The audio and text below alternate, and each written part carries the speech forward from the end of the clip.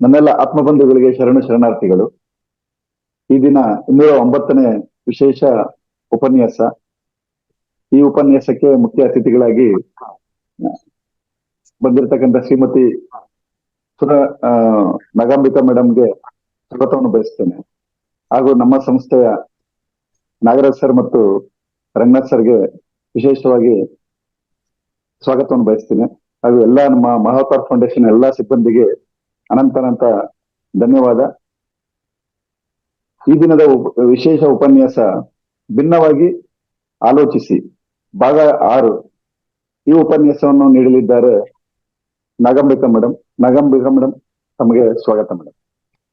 Thank you Basavaraj sir, thank you very much. Yes, okay. ಎಲ್ಲ ಆತ್ಮ ಬಂಧುಗಳಿಗೆ ಆತ್ಮಪೂರ್ವಕ ಪ್ರಣಾಮಗಳು. ಮೊದಲಿಗೆ ನಿಮ್ಮೆಲ್ಲರ ಪ್ರೀತಿಯ ಗುರುಗಳಾದಂತ ಬ್ರಹ್ಮರ್ಷಿ ಪಿತಾಮಹ ಶ್ರೀ ಸುಭಾಷ್ ಪತ್ರಿಜಿಯವರಿಗೆ ಮತ್ತು ಗುರುಮಾತೆ ಸ್ವರ್ಣಮಾಲಾ ಪತ್ರಿಯಮ್ಮನವರಿಗೆ ಅನಂತ ಆತ್ಮಪೂರ್ವಕ ಪ್ರಣಾಮಗಳನ್ನ ಅರ್ಪಿಸುತ್ತಾ ಈ ದಿನದ ಈ ಕಾರ್ಯಕ್ರಮವನ್ನ ಮುಂದುವರ್ಸೋಣ ಮಾಸ್ಟರ್ಸ್. ನಮ್ಮ ಶರೀರಕ್ಕೆ ಆಹಾರವನ್ನ ಯಾವ ರೀತಿಯಾಗಿ ಕೊಡ್ತೀವೋ ಅದೇ ರೀತಿಯಾಗಿ ನಾವು ಆತ್ಮಕ್ಕೆ ಕೂಡ ಆಹಾರವನ್ನ ಕೊಡ್ತಾ ಇರ್ಬೇಕಾಗತ್ತೆ. ಆ ಒಂದು ಆಹಾರ ಆತ್ಮಕ್ಕೆ ಧ್ಯಾನ, ಸ್ವಾಧ್ಯಾಯ, ಸಜ್ಜನ ಸಾಂಗತ್ಯದ ಮುಖಾಂತರ ನಾವು ಕೊಡುವಂತದ್ದಾಗಿರುತ್ತೆ ಮಾಸ್ಟರ್ಸ್. ಈಗ ಧ್ಯಾನದ ಮುಖಾಂತರ ಒಂದಷ್ಟು ಆಹಾರವನ್ನ ಕೊಟ್ಟಿದ್ದಾಯ್ತು. ಈಗ ಮತ್ತೊಂದಷ್ಟು ಆಹಾರವನ್ನ ಸ್ವಾಧ್ಯಾಯದ ಮುಖಾಂತರ ಕೊಡುವಂತ ಸಮಯ ಮಾಸ್ಟರ್ಸ್. ಮಹಾವತಾರ್ ಫೌಂಡೇಶನ್ ಇದರ ಝೂಮ್ ವೇದಿಕೆಯಲ್ಲಿ ನಿರಂತರವಾಗಿ ಧ್ಯಾನ, ಸ್ವಾಧ್ಯಾಯ, ಸಜ್ಜನ ಸಾಂಗತ್ಯ ಅನ್ನುವಂಥದ್ದು ನಡೀತಾ ಬರ್ತಾ ಇದೆ. ಪ್ರಸ್ತುತ ಈ ವೇದಿಕೆಯಲ್ಲಿ ಸ್ವಾಧ್ಯಾಯ ನಡೀತಾ ಇದ್ದು, ಸ್ವಾಧ್ಯಾಯಕ್ಕಾಗಿ ಆಯ್ಕೆ ಮಾಡಿಕೊಂಡಿರ್ತಕ್ಕಂಥ ಪುಸ್ತಕದ ಹೆಸರು ಭಿನ್ನವಾಗಿ ಆಲೋಚಿಸು. ಮಾಸ್ಟರ್ಸ್, ಮೂಲತಃ ಈ ಪುಸ್ತಕವನ್ನ ತೆಲುಗು ಭಾಷೆಯಲ್ಲಿ ಶ್ರೀ ಪ್ರಕೃತಿ ಉಮಾ ಮಹೇಶ್ ಅವರು ಬರೆದಿರ್ತಕ್ಕಂಥದ್ದು. ಈ ಒಂದು ಪುಸ್ತಕವನ್ನ ಕನ್ನಡ ಭಾಷೆಗೆ ಭಾವಾನುವಾದ ಮಾಡುವಂತ ಒಂದು ಅವಕಾಶ ನನಗೆ ಸಿಕ್ಕಿರ್ತಕ್ಕಂಥದ್ದು. ಮಾಸ್ಟರ್ಸ್, ಈ ಒಂದು ಪುಸ್ತಕದ ಮುಖ್ಯ ಸಂದೇಶ ಏನು ಅಂತಂದ್ರೆ, ಎಲ್ಲಿಯಾದರೂ ಯಾವಾಗಲಾದರೂ ಆನಂದವಾಗಿ ಜೀವಿಸುವುದಕ್ಕೆ ಸರಿಯಾದ ಆಲೋಚನಾ ವಿಧಾನಗಳೇ ಭಿನ್ನವಾಗಿ ಆಲೋಚಿಸು ಪುಸ್ತಕ. ಮಾಸ್ಟರ್ಸ್, ನಮ್ಗೆ ಎಲ್ಲರಿಗೂ ಕೂಡ ಗೊತ್ತಿದ್ದೋ ಗೊತ್ತಿಲ್ದೋ ಸಮಸ್ಯೆಗಳು ಅನ್ನುವಂಥದ್ದನ್ನ ನಾವೇ ಸ್ವಯಂಕೃತ ಅಪರಾಧವಾಗಿ ನಾವೇ ಸೃಷ್ಟಿ ಮಾಡ್ಕೊಳ್ತಾ ಇರ್ತಕ್ಕಂಥದ್ದು ನಡೀತಾ ಇರುತ್ತೆ ಮಾಸ್ಟರ್ಸ್. ಯಾಕೆ ಅಂತಂದ್ರೆ, ನಮ್ಮ ಆಲೋಚನೆಗಳೇ ನಮ್ಮ ಜೀವನ ಆಗಿರುತ್ತೆ. ನಮ್ಮ ಆಲೋಚನೆಗಳೇ ನಮ್ಮ ವಾಸ್ತವ, ನಮ್ಮ ಆಲೋಚನೆಗಳೇ ನಮ್ಮ ಭವಿಷ್ಯ. ಇದು ಮಾಸ್ಟರ್ಸ್ ಇಲ್ಲಿರ್ತಕ್ಕಂಥ ವಿಚಾರ. ನಮಗೆ ಗೊತ್ತಿಲ್ದಂಗೆನೆ ಸರಿಯಲ್ಲದ ಆಲೋಚನಾ ವಿಧಾನಗಳಿಂದ ನಮಗೆ ನಾವೇ ಸಮಸ್ಯೆಗಳನ್ನ ಸೃಷ್ಟಿ ಮಾಡ್ಕೊಳ್ತಾ ಇರ್ತೀವಿ. ಹಿಂದಿನ ಜನ್ಮದ ಕರ್ಮಗಳು ಅಂತ ಭಾವಿಸ್ತಾ ಅದರ ಪ್ರಕಾರ ಒಂದಷ್ಟು ಸಮಸ್ಯೆಗಳು ನಮ್ಮ ಜೀವನದಲ್ಲಿ ಬರುವಂತದ್ದು ಒಂದು ವಿಚಾರ. ಆದ್ರೆ ನಾವಾಗಿ ನಾವೇ ಸೃಷ್ಟಿ ಮಾಡ್ಕೊಳ್ತಾ ಇರ್ತಕ್ಕಂಥ ಸಮಸ್ಯೆಗಳೇ ಹೆಚ್ಚಾಗಿ ಇರ್ತಕ್ಕಂಥದ್ದು ನಮ್ಮ ಜೀವನದಲ್ಲಿ.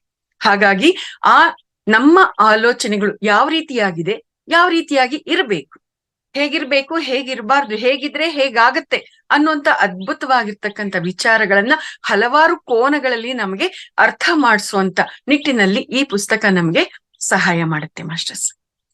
ಇದುವರೆಗೂ ಈ ಪುಸ್ತಕದಲ್ಲಿ 3 ಚಾಪ್ಟರ್ಗಳ ವಿಚಾರಗಳನ್ನ ನಾವು ಗಮನಿಸಿದ್ದೀವಿ. ಇವತ್ತಿಂದ ನಾವು 4ನೇ ಚಾಪ್ಟರ್ ಅನ್ನ ಪ್ರಾರಂಭ ಮಾಡೋಣ ಮಾಸ್ಟರ್ಸ್. 4ನೇ ಚಾಪ್ಟರ್ನ ಶೀರ್ಷಿಕೆ ಸ್ನೇಹ ಸಮಾಜ. ಸ್ನೇಹ ಅಂತೀವಿ, ಪ್ರೀತಿ ಅಂತೀವಿ, ಸಂಬಂಧ ಬಾಂಧವ್ಯ ಅಂತೀವಿ ಅಲ್ವಾ ಮಾಸ್ಟರ್ಸ್?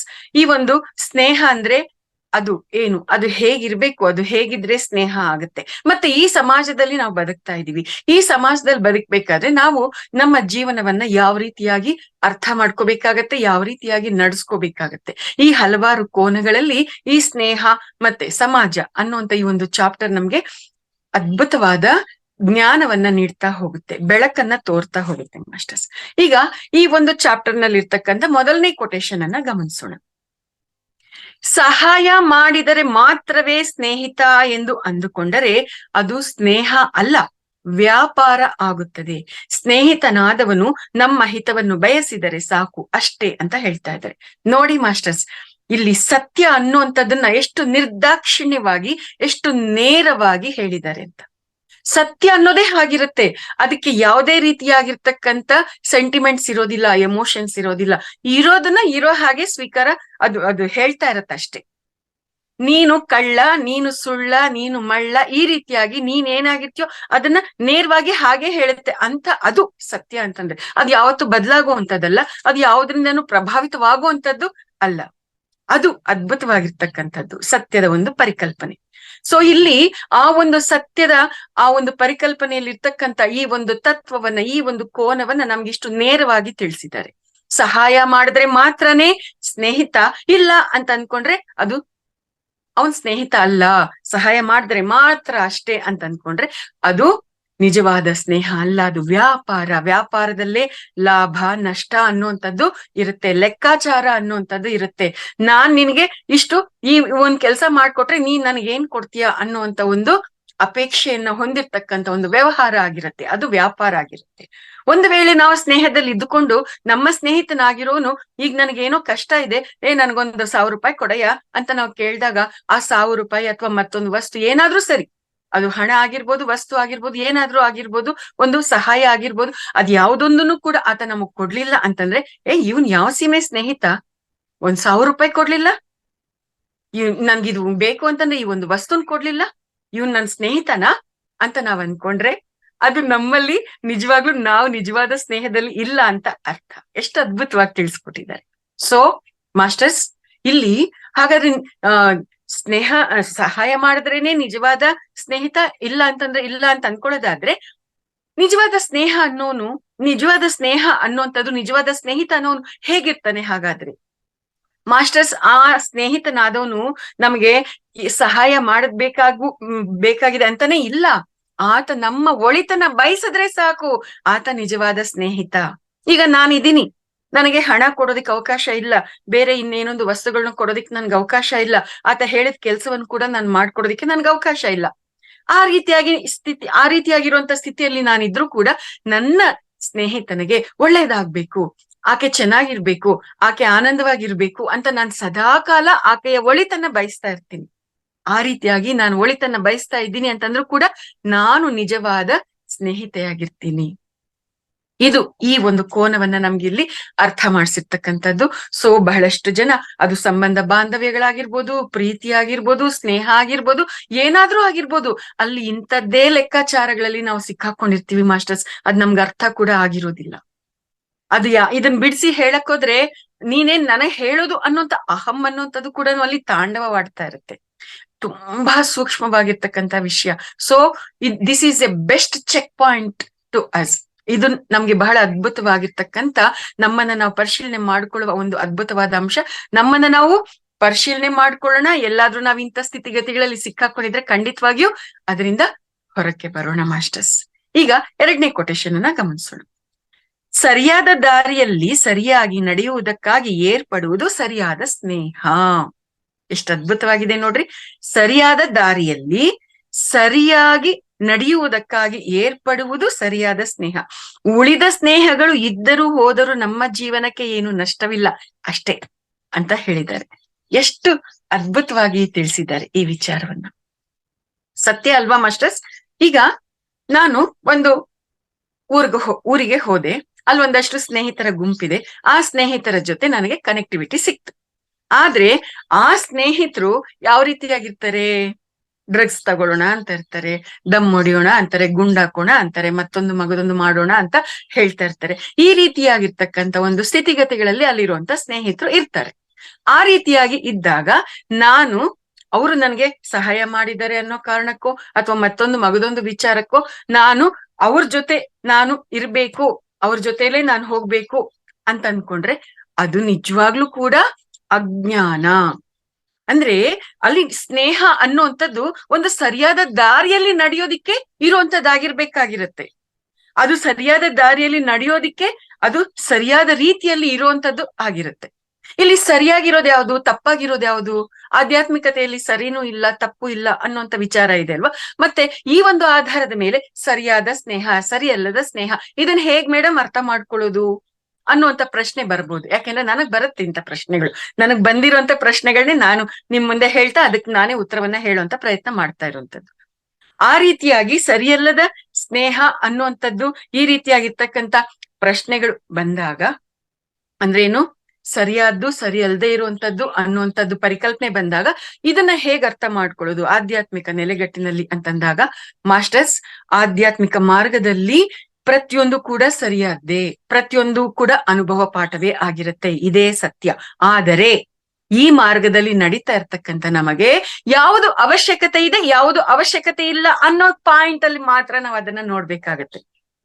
ಯಾರೋ ಒಬ್ರು ಟೆರರಿಸ್ಟ್ ಆಗಿ ಅವ್ರ ಜೀವನವನ್ನ ಅವ್ರು ನಡೆಸ್ತಾ ಇರ್ತಾರೆ, ಆ ಮಾರ್ಗದಲ್ಲಿ ಅವ್ರು ಹೋಗ್ತಾ ಇದ್ದಾರೆ ಅಂತಂದ್ರೆ ಅದು ಆಧ್ಯಾತ್ಮಿಕ ಮಾರ್ಗದಲ್ಲಿ ತಪ್ಪು ಅಂತ ಹೇಳೋದಿಲ್ಲ. ಯೋಗಿಗಳು, ಋಷಿಗಳು, ಪರಮ ಗುರುಗಳು ಯಾರು ಅದನ್ನ ತಪ್ಪು ಅಂತ ಹೇಳಲ್ಲ. ಅದು ಆ ಸೋಲು ಕೂಡ ಬಂದಿರೋದು ಮೂಲ ಚೈತನ್ಯದಿಂದ ತಾನೆ, ಅದು ಕೂಡ ಪರಮಾತ್ಮ ಸ್ವರೂಪ ತಾನೆ. ಆದ್ರೆ ಪ್ರಸ್ತುತ ಅದು ಆ ಮಾರ್ಗದಲ್ಲಿ ಹೋಗ್ತಾ ಇದೆ ಅಂತಂದ್ರೆ ಅದು ಆ ಮಾರ್ಗದಲ್ಲಿ ಅನುಭವ ತಗೊಳಕ್ ಬಂದಿದೆ. ಆದ್ರೆ ನನಗೆ ಆ ಮಾರ್ಗ ಬೇಕಿದ್ಯಾ ಬೇಕಿಲ್ವಾ ಅದು ನನ್ನ ಅರಿವಿನ ಪ್ರಶ್ನೆ. ಇದೇ ನಮ್ಗೆಲ್ಲರಿಗೂ ಇರ್ತಕ್ಕಂಥ ಚಾಲೆಂಜ್. ಇದು ಹಸಿಯಾಗಿರ್ತಕ್ಕಂಥ ಸತ್ಯ. ಇದನ್ನ ಜೀರ್ಣ ಮಾಡ್ಕೊಳ್ಳೋದು ತುಂಬಾ ಕಷ್ಟ ಆಗತ್ತೆ. ಬಿಗಿನಿಂಗ್ ಅಲ್ಲಿ ನನಗೆ ಜೀರ್ಣ ಆಗದ ಹಾಗೆ ಈ ಒಂದು ಪರಿಕಲ್ಪನೆ ತುಂಬಾ ತೊಳಲಾಡಿದ್ದೀನಿ ಮಾಸ್ಟರ್ಸ್, ತುಂಬಾ ಒದ್ದಾಡಿದ್ದೀನಿ ನಾನಂತೂ. ಆದ್ರೆ ಪ್ರಯಾಣದಲ್ಲಿ ಹೆಜ್ಜೆಗಳನ್ನ ಮುಂದೆ ಇರಿಸ್ತಾ ಹಲವಾರು ಕೋನಗಳಲ್ಲಿ ಸತ್ಯದ ತತ್ವಗಳು ಅರ್ಥ ಆಗ್ತಾ ಆವಾಗ ಎಸ್ ಎವ್ರಿಥಿಂಗ್ ಈಸ್ ರೈಟ್ ಅನ್ನುವಂತ ಒಂದು ವಿಚಾರ ನನಗೆ ಅರ್ಥ ಆಗಿದ್ದು, ಜೀರ್ಣ ಆಗಿದ್ದು. ಸೊ ಹಾಗಾಗಿ ಯಾರು ಇವ್ರು ಕುಡಿತಾರ, ಇವ್ರು ತಿಂತಾರ, ಇವ್ರು ಆಡ್ತಾರ, ಇವ್ರು ಮತ್ತೊಂದು ಮಗದೊಂದು ದಾರಿಯಲ್ಲಿ ಇದಾರ, ಇವ್ರು ಮೋಸ ಮಾಡ್ತಾರ, ನಾವು ಯಾವುದನ್ನು ಕೂಡ ಕಾಮೆಂಟ್ ಮಾಡೋ ಹಾಗಿಲ್ಲ, ಕಂಪ್ಲೇಂಟ್ ಮಾಡೋ ಹಾಗಿಲ್ಲ, ಜಡ್ಜ್ ಮಾಡೋ ಹಾಗಿಲ್ಲ. ಹಾಗಂತ ನಾವು ಅವ್ರ ಜೊತೆಲಿ ಇದೀವಿ ಅಂತ ನಾವು ಅದನ್ನೇ ಮಾಡ್ಬೇಕು ಅಂತಾನೂ ಅಲ್ಲ. ನಾವು ನಾವಾಗಿ ನಮ್ಗೆ ಏನ್ ಬೇಕಾಗಿದೆ ಏನ್ ಬೇಕಾಗಿಲ್ಲ ಅನ್ನುವಂತ ಒಂದು ಕ್ಲಾರಿಟಿಯಿಂದ ನಾವು ಹೆಜ್ಜೆಯನ್ನ ಹಾಕ್ಬೇಕಾಗಿದೆ. ಇದು ಮಾಸ್ಟರ್ಸ್ ಇಲ್ಲಿರ್ತಕ್ಕಂಥ ಒಂದು ಸೂಕ್ಷ್ಮವಾದ, ಬಹಳ ಅದ್ಭುತವಾಗಿರ್ತಕ್ಕಂಥ ವಿಚಾರ. ಹಾಗಾಗಿ ಸರಿಯಾದ ದಾರಿಯಲ್ಲಿ ಸರಿಯಾಗಿ ನಡೆಯುವುದಕ್ಕಾಗಿ ಏರ್ಪಡುವುದು ಸರಿಯಾದ ಸ್ನೇಹ ಅಂತಂದಾಗ ಅಲ್ಲಿ ನಮ್ಗೆ ಅದು ಅವಶ್ಯಕತೆ ಇದೆಯಾ ಇಲ್ವಾ ಅನ್ನುವಂಥ ತತ್ವದ ಮೇಲೆ ನಾವ್ ಅದನ್ನ ನೋಡ್ಬೇಕಾಗತ್ತೆ. ಆ ರೀತಿಯಾಗಿ ಸರ್ಫೇಸ್ ಲೆವೆಲ್ ಅಲ್ಲಿ ಇವಾಗ ನಾವು ಮನಸ್ಸು ಮತ್ತೆ ಶರೀರದ ಸ್ಥಿತಿಯನ್ನ ದಾಟಿ ಪರಮಾತ್ಮ ಸ್ಥಿತಿಗೆ, ಆತ್ಮಸ್ಥಿತಿಗೆ ನಾವು ಹೋಗ್ಬೇಕು ಅನ್ನುವಂತ ನಿಟ್ಟಿನಲ್ಲಿ ಇರೋವಾಗ ಇದೆಲ್ಲ ಕೂಡ ನಾವು ಅರ್ಥ ಮಾಡ್ಕೋಬೇಕಾಗಿರ್ತಕ್ಕಂಥ ಕೋನಗಳು, ಮನಸ್ಸು ಮತ್ತೆ ಶರೀರ ಸ್ಥಾಯಿಯನ್ನ ದಾಟಬೇಕಾಗಿರ್ತಕ್ಕಂಥ ಅಂಶಗಳು. ಆ ನಿಟ್ಟಿನಲ್ಲಿ ಸರಿಯಾದ ಸ್ನೇಹ ಯಾವುದು, ಸರಿಯಲ್ಲದ ಸ್ನೇಹ ಯಾವುದು ಅಂತ ಈ ಸ್ಥಿತಿಯಲ್ಲಿ ನಾವ್ ಇದನ್ನ ಅರ್ಥ ಮಾಡ್ಕೋಬೇಕಾಗತ್ತೆ. ಆಧ್ಯಾತ್ಮಿಕ ನೆಲೆಗಟ್ಟಿನಲ್ಲಿ ಆ ಒಂದು ಪರಿಕಲ್ಪನೆಯಲ್ಲಿ ನಾವ್ ಇದನ್ನ ನೋಡ್ಬೇಕಾಗತ್ತೆ. ಎಷ್ಟು ಸ್ಟೇಜಸ್ ಅಲ್ಲಿ ನಾವು ಒಂದೊಂದು ವಿಚಾರವನ್ನ ಅರ್ಥ ಮಾಡ್ಕೋಬೇಕಾಗಿರುತ್ತೆ ಅಲ್ವಾ ಮಾಸ್ಟರ್ಸ್? ಹಾಗಾಗಿ ನಾವ್ ಯಾರನ್ನಾದ್ರೂ ಸರಿಯಲ್ಲದೆ ಇರುವಂತ ಮಾರ್ಗದಲ್ಲಿ ಇರುವಂತವ್ರನ್ನ ನೋಡಿ ನಾವು ಕಾಮೆಂಟ್ ಮಾಡ್ತೀವಿ, ಕಂಪ್ಲೇಂಟ್ ಮಾಡ್ತೀವಿ ಅಂತಂದ್ರೆ ಅದು ಸರಿನಾ? ಹಾಗೆ ಇಲ್ದೇ ಇರೋದೇನೆ ಪತ್ರಿಜಿಯವರು no comments, no complaints, no judgements, no interference ಅನ್ನುವಂತ ಒಂದು ಪರಿಕಲ್ಪನೆ ಕೊಟ್ಟಿದಾರ. ಎಷ್ಟು ಅದ್ಭುತ! ಈ ಮಹಾಜ್ಞಾನಿಗಳಾಗಿರೋರು, ಮಹಾಯೋಗಿಗಳಾಗಿರೋರು, ಮಹರ್ಷಿಗಳಾಗಿರೋರು, ಜಗದ್ಗುರುಗಳಾಗಿರೋರು ಅವ್ರು ಏನಾದ್ರೂ ಒಂದು ವಿಚಾರವನ್ನ ಅಲ್ಲಿ ಹೇಳಿದ್ದಾರೆ ಅಂತಂದ್ರೆ ಅದನ್ನ ಯಾವುದೋ ಒಂದು ಕೋನದಲ್ಲಿ ನೋಡಿ ನಾನು ಆ ಒಂದು ವಿಚಾರವನ್ನ ಅರ್ಥ ಮಾಡ್ಕೋತೀನಿ ಅಂದ್ರೆ ಖಂಡಿತ ಸಾಧ್ಯ ಇಲ್ಲ. ಪತ್ರಿಜಿಯವರನ್ನಾಗ್ಲಿ, ಪತ್ರಿಜಿಯವರ ಪರಿಕಲ್ಪನೆಗಳನ್ನಾಗ್ಲಿ, ಮಹಾವತಾರ್ ಬಾಬಾಜಿ ಆಗ್ಲಿ, ಮಹಾವತಾರ್ ಬಾಬಾಜಿ ಅವ್ರು ಕೊಟ್ಟಿರ್ತಕ್ಕಂಥ ಪರಿಕಲ್ಪನೆಗಳನ್ನಾಗ್ಲಿ, ಯಾರೇ ಮಹನೀಯರು ಕೊಟ್ಟಿರ್ತಕ್ಕಂಥ ಪರಿಕಲ್ಪನೆಗಳನ್ನ ಯಾವುದೋ ಒಂದು ಕೋನದಲ್ಲಿ ನೋಡಿದ್ರೆ ನಮ್ಗೆ ಪೂರ್ತಿ ಅರ್ಥ ಆಗಲ್ಲ. ಅದನ್ನ 360 ಡಿಗ್ರಿ ಆಕ್ಸಿಸ್ ಅಲ್ಲಿ ನೋಡಿದಾಗ ಮಾತ್ರ ಆ ಗುರು ಚೈತನ್ಯ ಮತ್ತೆ ಆ ಗುರು ತತ್ವ ನಮ್ಗೆ ಅರ್ಥ ಆಗುವಂತದ್ದು. ಇದು ಮಾಸ್ಟರ್ಸ್. ಸೊ ಹಾಗಾಗಿ ನಾವೀಗ ಸರ್ಫೇಸ್ ಲೆವೆಲ್ ಅಲ್ಲಿ ನಾವು ನಮ್ಮ ಒಂದು ಸರಿಯಾದ ದಾರಿಯಲ್ಲಿ ನಮ್ಮನ್ನ ನಾವು ನಡ್ಸ್ಕೊಳಕ್ಕೆ ಪ್ರಯತ್ನ ಮಾಡ್ತಾ ಇದ್ದಾಗ, ಆತ್ಮೋನ್ನತಿಯ ಮಾರ್ಗದಲ್ಲಿ ನಾವು ಹೋಗ್ಬೇಕು ಅಂತ ಅನ್ಕೊಳ್ತಾ ಇದ್ದಾಗ ಸರಿಯಲ್ಲದ ಸ್ನೇಹ ಸರಿಯಾದ ದಾರಿಯಲ್ಲಿ ನಡೆಯೋದಿಕ್ಕೆ ಏರ್ಪಾಡಾಗುವಂತದ್ದು. ಅಂತ ಸರಿಯಲ್ಲದೆ ಇರುವಂತ ಸ್ನೇಹ ಇದ್ರು ಇಲ್ದಿದ್ರು ನಮ್ ಜೀವನಕ್ಕೆ ಏನು ನಷ್ಟ ಇಲ್ಲ. ಸೊ ಯಾವುದೇ ದಾಕ್ಷಿಣ್ಯಕ್ಕೆ ಒಳಗಾಗೋದು ಬೇಡ. ಅದು ಸರಿಯಲ್ಲ ಅಂತ ಗೊತ್ತಾದಾಗ ನಿರ್ದಾಕ್ಷಿಣ್ಯವಾಗಿ ಅದರಿಂದ ಕಟ್ ಮಾಡ್ಕೊಂಡು ಆಚೆಗೆ ಬರೋಣ ಮಾಸ್ಟರ್ಸ್. ಯಾಕೆಂದ್ರೆ ಅದು ನನ್ನ ಪುರೋಗತಿಗೆ ಅದು ಪೂರಕವಾಗಿ ಇಲ್ಲ, ಅದು ನನ್ನ ಪುರೋಗತಿಗೆ ಅವಶ್ಯಕವಾಗಿ ಇಲ್ಲ, ಅದಕ್ಕೋಸ್ಕರ ನನಗದು ಬೇಕಾಗಿಲ್ಲ ಅಷ್ಟೇ. Very simple, very clean and clear ಅಷ್ಟೇ ಮಾಸ್ಟರ್ಸ್. ನೆಕ್ಸ್ಟ್ 3ನೇ ಕೊಟೇಶನ್ ಅನ್ನ ಗಮನಿಸೋಣ. ಅಹಂ ಇಲ್ಲದಿದ್ದಾಗಷ್ಟೇ ಸ್ನೇಹ ಉಂಟಾಗುತ್ತದೆ ಅಷ್ಟೇ. ಎಸ್, 100% ಸತ್ಯ. ಅಹಂ ಅನ್ನುವಂಥದ್ದು ಇದ್ದಾಗ ಅಲ್ಲಿ ಪ್ರೀತಿನೂ ಇರೋದಿಲ್ಲ, ಸಂಬಂಧ ಬಾಂಧವ್ಯಗಳು ಇರೋದಿಲ್ಲ, ಅಲ್ಲಿ ಸ್ನೇಹನೂ ಇರೋದಿಲ್ಲ. ಒಂದು ವೇಳೆ ಅಹಂ ಇದ್ರೂ ಕೂಡ ಅಲ್ಲಿ ಸಂಬಂಧ ಬಾಂಧವ್ಯ ಇದೆ, ಪ್ರೀತಿ ಇದೆ ಅಥವಾ ಸ್ನೇಹ ಇದೆ ಅಂತ ನಾವು ಭಾವಿಸ್ತಾ ಇದೀವಿ ಅಂದ್ರೆ ಅಲ್ಲಿ ನಾಟಕ ಇರುತ್ತೆ. ಒಳಗಡೆ ಒಂದು ಹೊರಗಡೆ ಒಂದು. ಯಾಕೆ ಇವ್ರ ಹತ್ರ ತಲೆನೋವು, ಗುಂಪ್ಲೋ ಗೋವಿಂದ ಅನ್ನೋ ತರನೋ ಅಥವಾ ಮತ್ತೊಂದ್ ಮಗದೊಂದ್ ರೀತಿಯಲ್ಲೂ ನೀನೇ ಸೂಪರು, ನೀನೇ ಸುಪ್ರೀಮು ಅಂತ ಒಂದ್ ಮಾತು ಅನ್ಬಿಟ್ರೆ ನನ್ಗೆ ಯಾವ ತಲೆನೋವು ಇಲ್ವಲ್ಲ ಅನ್ನೋ ರೀತಿಯಲ್ಲಿ ಅಲ್ಲಿ ನಾಟಕ ನಡೀತಾ ಇರತ್ತಷ್ಟೇ. ಇನ್ಫ್ಯಾಕ್ಟ್ ನಾವೆಲ್ಲರೂ ಕೂಡ ನಾಟಕನೇ ಆಡ್ತಾ ಇರುವಂತದ್ದು. ಬಂದಿರೋದೇ ಭೂಮಿ ಮೇಲೆ ನಾಟಕ ಆಡೋದಕ್ಕೆ. ಆ ನಾಟಕದಲ್ಲಿ ಇದು ಕೂಡ ನಾಟಕ ಆಡ್ತಾ ಇರ್ತೀವಿ. ಯಾಕೆ ಅಂತಂದ್ರೆ ನಾವು ಬಂದಿರೋದು ಅವ್ರ ಜೊತೆ ಡಿಶುಮ್ ಡಿಶುಮ್ ಮಾಡಕ್ಕಲ್ವಲ್ಲ. ನಮ್ಮ ಲಕ್ಷ್ಯ ಬೇರೆ, ನಮ್ಮ ದಾರಿ ಬೇರೆ. ಸೊ ಅಂತ ಪರಿಸ್ಥಿತಿಗಳಲ್ಲಿ ಹೆಂಗೋ ಒಂದಂಗೆ ನಾಟಕ ಆಡ್ಕೊಂಡು ಹೊಟ್ಟೋಗ್ತಾ ಇರ್ತೀವಿ. ಆದ್ರೆ ನಾನ್ ನಾಟಕ ಆಡ್ತಾ ಇದ್ದೀನಿ ಅನ್ನೋಂತ ಅರಿವು ನನ್ಗಿರ್ಬೇಕು. ಆ ಅರಿವಿನಲ್ಲಿ ಇರ್ತ ಸತ್ಯ ಏನು ಅನ್ನುವಂಥದ್ರ ಮೇಲೆ ನಾನ್ ನಿಲ್ತ ಉಪಾಯವಾಗಿ ಹೋಗ್ಬೇಕು. ಅಲ್ಲಿ ಹಾಗಾದ್ರೆ ಸತ್ಯ ಅಂತಂದಾಗ ಸುಳ್ಳು ಹೇಳ್ಬಾರ್ದಲ್ವಾ ಮೇಡಮ್? ಅದು ಹೇಗೆ ಅಂತಂದ್ರೆ ಒಂದು ಕತೆ ನೆನ್ಪಾಗ್ತಾ ಇದೆ. ಒಬ್ಬ ತಪಸ್ವಿ ಅಲ್ಲಿ ಸಾಧನೆ ಮಾಡ್ತಾ ಇರ್ತಾರೆ. ಅಲ್ಲಿ ಒಂದು ಜಿಂಕೆ ಓಡೋಡಿ ಬರುತ್ತೆ. ಆ ಜಿಂಕೆ ಓಡ್ ಹೋಗಿ ಆ ಋಷಿಯ ಒಂದು ಆಶ್ರಮದಲ್ಲಿ ಹೋಗಿ ಬಚ್ಚಿಟ್ಕೊಳ್ಳುತ್ತೆ. ಆ ಒಂದು ಜಿಂಕೆಯನ್ನ ಓಡಿಸ್ಕೊಂಡ್ ಬರ್ತಾ ಇರ್ತಕ್ಕಂತ ಒಬ್ಬ ಬೇಟೆಗಾರ ಅಲ್ಲಿಗೆ ಬರ್ತಾನೆ. ಬಂದ್ಬಿಟ್ಟು ಕೇಳ್ತಾನೆ, ಇಲ್ಲಿ ಒಂದು ಜಿಂಕೆ ಬಂತಾ ಅಂತ ಕೇಳ್ತಾನೆ. ಅದನ್ನ ಆ ತಪಸ್ವಿ ನೋಡಿರ್ತಾರೆ, ಆ ಯೋಗಿ ನೋಡಿರ್ತಾನೆ. ಹೌದು, ಜಿಂಕೆ ಬಂದಿದೆ, ಈ ಒಂದು ನನ್ನ ಕುಟೀರದೊಳಗಡೆ ಹೋಗಿ ಬಚ್ಚಿಟ್ಕೊಂಡಿದೆ ಅಂತ ಹೇಳಿದ್ರೆ ಆ ಒಂದು ಜಿಂಕೆಯನ್ನ ಕೊಲ್ಲೋದಿಕ್ಕೆ ಈತನೇ ದಾರಿ ಮಾಡ್ಕೊಟ್ಟ ಹಾಗಾಗತ್ತೆ. ಅದು ಕರ್ಮ ಆಗತ್ತೆ. ಒಂದು ವೇಳೆ ಇಲ್ಲ, ಆ ಜಿಂಕೆ ಅಲ್ಲಿ ನಾನ್ ನೋಡ್ಲಿಲ್ಲ ಅಂತ ಹೇಳಿದ್ರೆ ಸುಳ್ಳು ಹೇಳ್ದಂಗ ಆಗತ್ತೆ. ಅದು ಕೂಡ ಕರ್ಮ ಆಗತ್ತೆ. ಆಗ ಆ ಯೋಗಿ ಆಗಿರೋನು ಆ ಒಂದು ವಿಚಾರವನ್ನ ಬಹಳ ಸೂಕ್ಷ್ಮವಾಗಿ ಹೇಳ್ತಾನಂತೆ. ನೋಡಿದ್ದಕ್ಕೆ ಮಾತಾಡಕ್ಕಾಗಲ್ಲ, ಮಾತಾಡೋದಿಕ್ಕೆ ನೋಡಕ್ಕಾಗೋದಿಲ್ಲ ಅಂತ ಹೇಳ್ತಾನಂತೆ. ಅಂದ್ರೆ ಕಣ್ಣುಗಳು ನೋಡ್ತು, ಆದ್ರೆ ಆ ಕಣ್ಣುಗಳು ಮಾತಾಡಲ್ಲ. ಆ ಬಾಯಿ ಹೇಳಕ್ಕೆ ಅದಕ್ಕೆ ಗೊತ್ತಿದೆ, ಆದ್ರೆ ಬಾಯಿ ನೋಡಕ್ಕಾಗೋದಿಲ್ಲ ಅಂತ ಸೂಕ್ಷ್ಮವಾಗಿ ಹೇಳದಂತೆ. ಆ ವಿಷಯ ಅರ್ಥ ಆಗ್ದಂಗೆ ಇದೇನೋ ಹೇಳ್ತಾ ಇದಾರೆ, ಇಲ್ವೇನೋ ಬಿಡು ಅಂತ ಆ ಬೇಡನ್ಗೆ ಅರ್ಥ ಆಗ್ದಂಗೆ ಆತ ಹೊಟ್ಟೋಗ್ಬಿಟ್ನಂತೆ. ಅಂದ್ರೆ ಅಲ್ಲಿ ಆ ಒಬ್ಬ ಯೋಗಿ ಆಗಿರೋನು ಆ ಒಂದು ಸಿಚುಯೇಷನ್ ಅಲ್ಲಿ ಕರ್ಮಕ್ಕೆ ಸಿಕ್ಕಾಕೊಳ್ದಂಗೆ ಆ ರೀತಿಯಾಗಿ ಉಪಾಯವಾಗಿ ತನ್ನನ್ನ ತಾನು ನಡೆಸ್ಕೊಂಡ. ಅಂದ್ರೆ ಈ ಒಂದು ಕಥೆಯಿಂದ ನಮ್ಗೇನ್ ಅರ್ಥ ಆಗತ್ತೆ ಅಂತಂದ್ರೆ, ನಾವು ಈ ಒಂದು ಪ್ರಪಂಚದಲ್ಲಿ ಅದರಲ್ಲೂ ಮಧ್ಯೆ ಮಾರ್ಗದಲ್ಲಿ ನಾವು ನಡೀತಾ ಇರುವಂತವ್ರಾಗಿದ್ದೀವಿ. ಸಂಸಾರದಲ್ಲಿ ಇದ್ದುಕೊಂಡು, ಸಮಾಜದಲ್ಲಿ ಇದ್ದುಕೊಂಡು ಸಾಧನೆ ಮಾಡುವಂತ ಒಂದು ಮಾರ್ಗದಲ್ಲಿ ನಾವು ನಡೀತಾ ಇದ್ದೀವಿ. ಹೀಗಿದ್ದಾಗ ಆ ಒಂದು ಮಾರ್ಗದಲ್ಲಿ ನಡೀತಾ ಇದ್ದಾಗ ಅಲ್ಲಿರ್ತಕ್ಕಂಥ ಸಮಯ, ಸನ್ನಿವೇಶ, ಸಂದರ್ಭಗಳು ಏನೇನೋ ಬೇರೆ ರೀತಿಯಲ್ಲಿ ಇರುತ್ತೆ. ಅದರಲ್ಲಿ ನಾವು ಸಿಕ್ಕಾಕೊಳ್ದಂಗೆ ಯಾವ ರೀತಿಯಾಗಿ ನಾವು ಉಪಾಯವಾಗಿ ಹೋಗ್ಬೇಕು ಅನ್ನುವಂತ ಒಂದು ಬುದ್ಧಿವಂತಿಕೆಯನ್ನ ನಾವು ಬೆಳೆಸ್ಕೋಬೇಕು. ಆ ಬುದ್ಧಿವಂತಿಕೆ ಹೇಗ್ ಬೆಳೆಸ್ಕೊಳ್ಳೋದಿಕ್ಕೆ ಸಾಧ್ಯ ಅಂದ್ರೆ ಧ್ಯಾನಂ ಸರ್ವತ್ರ ಸಾಧನಂ. ಧ್ಯಾನ ಮಾಡ್ತಾ ಇದ್ರೆ ಆ ಮಹಾಪರಿಶೂನ್ಯದಲ್ಲಿ ನಾವು ಹೋಗ್ತಾ ಇದ್ರೆ ಬೇಕಾಗಿರ್ತಕ್ಕಂತ ಆ ಒಂದು ವಿಸ್ಡಮ್ ಎಲ್ಲ ಕೂಡ ಫ್ಲೋ ಆಗ್ತಾ ಇರುತ್ತೆ. ಇದು ಮಾಸ್ಟರ್ಸ್, ಈ ಕೋನದಲ್ಲಿ ನಾವ್ ಇದನ್ನ ಅರ್ಥ ಮಾಡ್ಕೋಬೇಕಾಗಿದೆ. ಸೊ ಅಹಂ ಅನ್ನುವಂಥದ್ದು ಅಲ್ಲಿ ಇದ್ದಾಗ ಅಲ್ಲಿ ಸರಿಯಾದ ಸ್ನೇಹನೂ ಉಂಟಾಗೋದಿಲ್ಲ, ಸರಿಯಾದ ಪ್ರೀತಿನೂ ಇರೋದಿಲ್ಲ. ಅಲ್ಲಿ ಸ್ವಚ್ಛವಾಗಿರ್ತಕ್ಕಂಥ ಸಂಬಂಧ ಬಾಂಧವ್ಯ ಯಾವುದು ಕೂಡ ಅಲ್ಲಿ ಸ್ವಚ್ಛವಾಗಿ ಇರೋದಿಲ್ಲ. ಒಂದ್ ವೇಳೆ ಇದೆ ಅಂತ ಭಾವಿಸಿದ್ರೆ ಅಲ್ಲಿ ನಾಟಕ ಇರುತ್ತೆ. ಹಾಗಾಗಿ ಅಹಂ ಅನ್ನುವಂಥದ್ದು ಇಲ್ದೆ ಇದ್ದಾಗ್ಲೇನೆ ಸ್ನೇಹ ಅನ್ನುವಂಥದ್ದು ಉಂಟಾಗೋದು, ಪ್ರೀತಿ ಅನ್ನೋದು ಉಂಟಾಗೋದು. ಅಂದ್ರೆ ಇಲ್ಲಿ ಅಹಂ ಅನ್ನುವಂಥದ್ದು ಇದ್ದಾಗ ಯಾರು ಕಡಿಮೆ ಇರೋದಿಲ್ಲ ಅಲ್ವಾ ಮಾಸ್ಟರ್ಸ್? ಜ್ಞಾನಿ ಆಗಿರೋನು ಅಲ್ಲಿ ಅಹಮ್ಮಿಂದ ಕೂಡಿರ್ತಕ್ಕಂಥ ಅವನ ಜೊತೆಯಲ್ಲಿ ಓಕೆ ಆಯ್ತು, ಓಕೆ ನಮಸ್ಕಾರ, ಥ್ಯಾಂಕ್ ಯು ಅಂತ ಹೇಳ್ಬಿಟ್ಟು ಸೈಲೆಂಟ್ ಆಗಿ ಸೈಡ್ ಹೊಟ್ಟೋಗ್ತಾ ಇರ್ತಾರೆ. ಅಲ್ಲಿ ಅಹಮ್ಮಿದೆ, ಇಲ್ಲೂ ಅಹಮ್ಮಿದೆ ಅಂತಂದಾಗ ಅಲ್ಲಿ ಲಟಪಟಿ ಮಾತಿನ ವಾಗ್ವಾದ ನಡೀಬಹುದು, ಕೈ ಮಿಲಾಯಿಸುವಂತದ್ದು ಕೂಡ ಆಗ್ಬೋದು. ಈ ರೀತಿಯಾಗಿ ಹಲವಾರು ಸ್ಟೇಜಸ್ ಅಲ್ಲಿ ಅಹಂ ಅನ್ನುವಂಥದಕ್ಕೆ ಸಂಬಂಧಪಟ್ಟ ಹಾಗೆ ನಮ್ಗೆ ಇಲ್ಲಿ ಅರ್ಥ ಆಗ್ತಾ ಬರುವಂತದ್ದು. ಸೊ ಅಹಂ ಇಲ್ದೆ ಇದ್ದಾಗಷ್ಟೇ ಸ್ನೇಹ ಉಂಟಾಗೋದಿಕ್ಕೆ ಸಾಧ್ಯ. ನೆಕ್ಸ್ಟ್ 4ನೇ ಕೊಟೇಶನ್ ಅನ್ನ ಗಮನಿಸೋಣ. ಸರಿಯಾದ ದಾರಿಯಲ್ಲಿ ಇದ್ದರೇನೆ ಸರಿಯಾದ ಸ್ನೇಹಿತರು ಸಿಗುವುದು.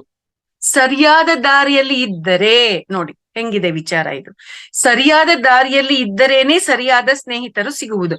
ಈಗ ನಾನು ಈ ಒಂದು ಸಾಧನೆ ಮಾರ್ಗದಲ್ಲಿ ಹೋಗ್ತಾ ಇದ್ದೀನಿ. ನನಗೇನ್ ಬೇಕು? ಆತ್ಮೋನ್ನತಿ ಬೇಕು, ಪರಮಾತ್ಮನನ್ನ ಕನೆಕ್ಟ್ ಆಗೋದ್ ಬೇಕು, ಪರಮಾತ್ಮನ ಆ ಒಂದು ದಿವ್ಯ ಜ್ಞಾನ ಏನಿದೆ ಅದು ನನಗೆ ಬೇಕು. ಇದು ನನಗ್ ಬೇಕಾಗಿರೋದು. ಈ ದಾರಿಯಲ್ಲಿ ನಾನು ಹೋಗ್ತಾ ಇದ್ದೀನಿ. ಹೋಗ್ತಾ ಇದ್ದಾಗ ಶರೀರ ಸ್ಥಾಯಿಗೆ ನನ್ನನ್ನ ಎಳೆಯುವಂತ ಸ್ನೇಹಗಳು, ಮನಸ್ಸಿನ ಸ್ಥಾಯಿಗೆನೆ ನನ್ನನ್ನ ಸಿಕ್ಕಾಕ್ಸುವಂತ ಸ್ನೇಹಗಳು, ಆ ರೀತಿಯಾಗಿರ್ತಕ್ಕಂಥ ಸ್ನೇಹ ನನಗೆ ಎದುರಾಗ್ತಾ ಇದೆ ಅಂತಂದ್ರೆ ಅಲ್ಲಿ ಅದರ ಅರ್ಥ ಏನು? ಆ ರೀತಿಯಾಗಿರ್ತಕ್ಕಂಥ ಸ್ನೇಹಿತರು ಆ ರೀತಿಯಾಗಿರ್ತಕ್ಕಂಥ ಸನ್ನಿವೇಶ, ಸಂದರ್ಭಗಳು ನಮ್ಮ ಜೀವನದಲ್ಲಿ ಎದುರಾಗ್ತಾ ಇದೆ ಅಂದ್ರೆ ಈ ವಿಚಾರನ ನಾವ್ ಇದಕ್ ಮೊದ್ಲು ಕೂಡ ಮಾತಾಡಿದ್ವಿ, ನಾವು ಸರಿಯಾದ ರೀತಿಯಲ್ಲಿ ಇಲ್ಲ ಅಂತ ಅರ್ಥ. ನಮ್ಮ ಸರ್ಫೇಸ್ ಲೆವೆಲ್ ಅಲ್ಲಿ ನಮಗ್ ಗೊತ್ತಿರೋಂಗೆ ನಾವೆಲ್ಲಾ ರೀತಿಯಲ್ಲೂ ಕರೆಕ್ಟ್ ಆಗಿ ಇರ್ತೀವಿ. ಆದ್ರೆ ನಮ್ಮ ಅಂತರ್ಗತ ಮನಸ್ಸು, ಸುಪ್ತ ಮನಸ್ಸು ಅಂತ ನಾವೇನ್ ಹೇಳ್ತೀವಿ, ಸಬ್ ಕಾನ್ಶಿಯಸ್ ಮೈಂಡ್ ಅಲ್ಲಿ ನಮಗೆ ಸರಿಯಲ್ಲದ ಆಲೋಚನೆಗಳು ಇದೆ, ಸರಿಯಲ್ಲದ ರೀತಿ ನೀತಿಗಳ ಪ್ರಭಾವ ಇದೆ. ಆ ಒಂದು ಸರಿಯಲ್ಲದ್ದು ಅನ್ನುವಂಥದ್ದು ನಮಗೆ ಗೊತ್ತಿಲ್ಲದೆ ಇರ್ತಕ್ಕಂಥ ನಮ್ಮ ಸುಪ್ತ ಮನಸ್ಸಿನಲ್ಲಿ ಏನಿದೆ ಅದು ಅಲ್ಲಿ ವರ್ಕ್ ಮಾಡ್ತಾ ಇರುತ್ತೆ. ಆ ವೈಬ್ರೇಷನ್ಸ್ ನಮ್ಮಿಂದ ಹೊರ ಹಾಕ್ತಾ ಇರುತ್ತೆ. ಆ ವೈಬ್ರೇಷನ್ಸ್ ಹೊರಗಡೆ ಹೋಗ್ತಾ ಇದ್ದಾಗ ಆ ವೈಬ್ರೇಷನ್ಸ್ಗೆ ಯಾರು ಮ್ಯಾಚ್ ಆಗ್ತಾರೆ ಅಂತವ್ರು ಬರ್ತಾ ಇರ್ತಾರೆ ನಮ್ಮ ಜೀವನದೊಳಕ್ಕೆ. ಸೊ ಹಾಗಾಗಿ ಆ ರೀತಿಯಾಗಿರ್ತಕ್ಕಂಥ ಸರಿಯಲ್ಲದ ಸ್ನೇಹಿತರು ನಮ್ಗೆ ಸಿಗ್ತಾ ಇದ್ದಾರೆ ಅಂತಂದಾಗ ಆಗ ಅದರ ಅರ್ಥ ಏನು, ನಮ್ಮನ್ನ ನಾವು ಪರಿಶೀಲನೆ ಮಾಡ್ಕೋಬೇಕು ಅಂತ ಅರ್ಥ. ನಾವು ಸರಿಯಾದ ರೀತಿಯಲ್ಲಿ ಇದ್ದೀವಾ, ಸರಿಯಾದ ದಾರಿಯಲ್ಲಿ ನನ್ನ ಹೆಜ್ಜೆಗಳು ನಡೀತಾ ಇದೆಯಾ ಅನ್ನೋದನ್ನ ಚೆಕ್ ಮಾಡ್ಕೊಂಡಾಗ ನಮ್ ಬಗ್ಗೆ ನಮ್ಗೆ ಅರ್ಥ ಆಗುತ್ತೆ. ಬಿಗಿನಿಂಗ್ ಅಲ್ಲಿ ನನ್ನ ಬಗ್ಗೆ ನನಗೂ ಅರ್ಥ ಆಗಿರ್ಲಿಲ್ಲ ಮಾಸ್ಟರ್ಸ್ ಈ ವಿಷಯ. ನಾನ್ ಬೇಕು ಅಂತ ಬಯಸ್ತಾ ಇರೋದು ಒಂದಾದ್ರೆ ನನ್ ಜೀವನದೊಳಗ್ ಬರ್ತಾ ಇರೋದೇ ಮತ್ತೊಂದು ಅಂತ ನಾನ್ ತುಂಬಾ ಸಂಕಟ ಪಡ್ತಾ ಇದ್ದೆ. ಏನಿದು ಆಧ್ಯಾತ್ಮಿಕತೆನಾ ಇದು? ಇವರೆಲ್ಲ ಮಾಸ್ಟರ್ಸ, ಇವರೆಲ್ಲ ಗುರುಗಳ, ಇವರೆಲ್ಲ ಯೋಗಿಗಳ, ಈ ರೀತಿಯಾಗ ಇವರು ಇರೋದು, ಈ ರೀತಿಯಾಗ ಅನೇಕ ರೀತಿಯಲ್ಲಿ ಪ್ರಶ್ನೆಗಳು ಬರ್ತಾ ಇತ್ತು ಮಾಸ್ಟರ್ಸ್. ತುಂಬಾ ಅಂದ್ರೆ ತುಂಬಾ ಹೋರಾಟ. ಇದೆಲ್ಲ ಅರ್ಥ ಆಗೋಕ್ಕೂ ಮೊದ್ಲು ಆ ಒಂದು ಸತ್ಯ ಅನ್ನೋದು ಅರ್ಥ ಆದ ತಕ್ಷಣ ಆ ಹೋರಾಟ ಅದಷ್ಟಕ್ಕೆ ಅದೇನೆ ಮಾಯ ಆಗೋಯ್ತು. ಯಾಕೆಂದ್ರೆ ಸತ್ಯ ಅರ್ಥ ಆಯ್ತಲ್ವಾ. ಸೊ ನನ್ನೊಳಗಡೆ ಬದಲಾಯಿಸ್ಕೋಬೇಕಾಗಿರೋದು ಇದೆ ಅನ್ನೋದು ಗೊತ್ತಾಯ್ತಲ್ವಾ. ಅಲ್ಲಿ ಸ್ವಚ್ಛತೆ ಅನ್ನುವಂಥದ್ದು, ಉಜ್ಜಿ ತೊಳೆಯೋದು ಅನ್ನುವಂಥದ್ದು ಪ್ರಾರಂಭ ಆದಾಗ ಸಹಜವಾಗೇನೆ ಅದೆಲ್ಲ ಕೂಡ ಬದಲಾಗ್ತಾ ಬಂತು ಮಾಸ್ಟರ್ಸ್. ಹಾಗಾಗಿ ಸರಿಯಾದ ದಾರಿಯಲ್ಲಿ ಇದ್ದರೇನೆ ಸರಿಯಾದ ಸ್ನೇಹಿತರು ಸಿಗುವುದು, ಸರಿಯಾದ ಸ್ಥಿತಿಗತಿಗಳು ಇದ್ರೇನೆ ಸರಿಯಾದ ಸ್ನೇಹಿತರು ಸಿಗೋದು. ಇದು ಮಾಸ್ಟರ್ಸ್. ಸೊ ನಾವಿದನ್ನ ಅರ್ಥ ಮಾಡ್ಕೊಳ್ಳೋಣ. ನೆಕ್ಸ್ಟ್ 5ನೇ ಕೊಟೇಶನ್ ಅನ್ನ ಗಮನಿಸೋಣ. ಕಿರುನಗೆಯನ್ನು ಬೀರಲಾಗದವನಿಗೆ ಸ್ನೇಹಿತರು ಸಿಗುವುದು ಗಗನ ಸದೃಶವೇ ಆಗಿದೆ ಈ ಪ್ರಪಂಚದಲ್ಲಿ. ಎಸ್, ಒಂದು ಸ್ಮೈಲ್, ಒಂದು ಸ್ವೀಟ್ ಸ್ಮೈಲ್. ಆ ಸ್ಮೈಲ್ ಅಲ್ಲಿ ಏನಾದ್ರು ವ್ಯಂಗ್ಯ ಇತ್ತು ಅಂತಂದ್ರೆ ಆಗ್ಲೂ ಕೂಡ ಯಾರು ಕನೆಕ್ಟ್ ಆಗಲ್ಲ. ಅಂತಃಕರಣದಿಂದ ಸ್ವಚ್ಛವಾದ ಆ ಒಂದು ನಗು ನಮ್ಮ ಮುಖದ ಮೇಲೆ ಬಂದಾಗ ಅನ್ನೋಯಿಂಗ್ಲಿ ನಾವು ಅವ್ರಿಗೆ ಕನೆಕ್ಟ್ ಆಗ್ಬಿಡ್ತೀವಿ. ನಾವು ಕೂಡ ಗೊತ್ತಿಲ್ದಂಗೆನೆ ನಮ್ಮ ಮುಖದಲ್ಲಿ ಆ ನಗುವನ್ನ ತರಿಸ್ಕೊಳ್ತೀವಿ. ಅದು ಆ ಒಂದು ಪರಿಶುಭ್ರತೆಗೆ, ಆ ಒಂದು ಸ್ವಚ್ಛವಾದ ಅಂತಃಕರಣಕ್ಕೆ ಇರ್ತಕ್ಕಂಥ ಪವರ್. ಸೊ ಹಾಗಾಗಿ ಮಾಸ್ಟರ್ಸ್, ಕಿರುನಗೆ ಅನ್ನುವಂಥದ್ದು ಕೂಡ ನಮ್ಮ ಮುಖದಲ್ಲಿ ಬರ್ಲಿಲ್ಲ ಅಂತಂದ್ರೆ ನಮ್ಮಂತವ್ರಿಗೆ ಯಾರು ಸ್ನೇಹಿತರು ಸಿಗೋದಿಲ್ಲ, ಸಿಕ್ಕಿದ್ರು ಕೂಡ ಯಾರು ಉಳಿಯೋದಿಲ್ಲ. ಇದು ಸೊ ಇದು 5ನೇ ಕೊಟೇಶನ್ ಆದ್ರೆ, ಇನ್ನು 6ನೇ ಕೊಟೇಶನ್ ಅಲ್ಲಿ ಅವಶ್ಯಕತೆ ಇಲ್ಲದಿದ್ದರೂ ಕೇಳದಿದ್ದರೂ ಮಾತನಾಡುವುದು ಒಂದು ರೋಗ, ಕೇಳಿದಾಗಲೇ ಅವಶ್ಯಕತೆ ಇದ್ದಾಗಲೇ ಮಾತನಾಡುವುದು ಒಂದು ಯೋಗ. ಎಷ್ಟು ಅದ್ಭುತವಾಗಿ ತಿಳಿಸಿದ್ದಾರೆ. ನಮ್ಗೆಲ್ಲರಿಗೂ ತುಂಬಾ ಜ್ಞಾನ ಗೊತ್ತಿರುತ್ತೆ, ತುಂಬಾ ವಿಚಾರಗಳು ಗೊತ್ತಿರುತ್ತೆ. ಯಾರೋ ಸಿಕ್ಕಿದ್ದಾರೆ, ಏನೋ ಜಸ್ಟ್ ಮಾತಾಡಿದ್ದಾರೆ ಅಂತ ಅಂದ್ಬಿಟ್ಟು ನಾವು ಅವ್ರು ಕೇಳ್ದೆ ಇದ್ರು, ಅವ್ರಿಗೆ ಅವಶ್ಯಕತೆ ಇಲ್ದೆ ಇದ್ರು ನಮಗ್ ಗೊತ್ತಿರೋದನ್ನ ಅವ್ರು ಹೇಳ್ತಾ ಹೋಗ್ತಾ ಇದ್ದೀವಿ ಅಂತಂದ್ರೆ, ಅಬ್ಬಾ ಇದ್ ಯಾವ್ದಪ್ಪ ಇದು ಮುಳ್ಳು ಹಿಂಗ್ ಚುಚ್ತಾ ಇದೆಯಲ್ಲ, ಇದರಿಂದ ತಪ್ಪಿಸ್ಕೋಬೇಕಪ್ಪ ಅಂತ ಓಡೋಗುವಂತ ಒಂದು ಸ್ಥಿತಿ ಅಲ್ಲಿ ಉಂಟಾಗ್ತಾ ಇರುತ್ತೆ ಮಾಸ್ಟರ್ಸ್.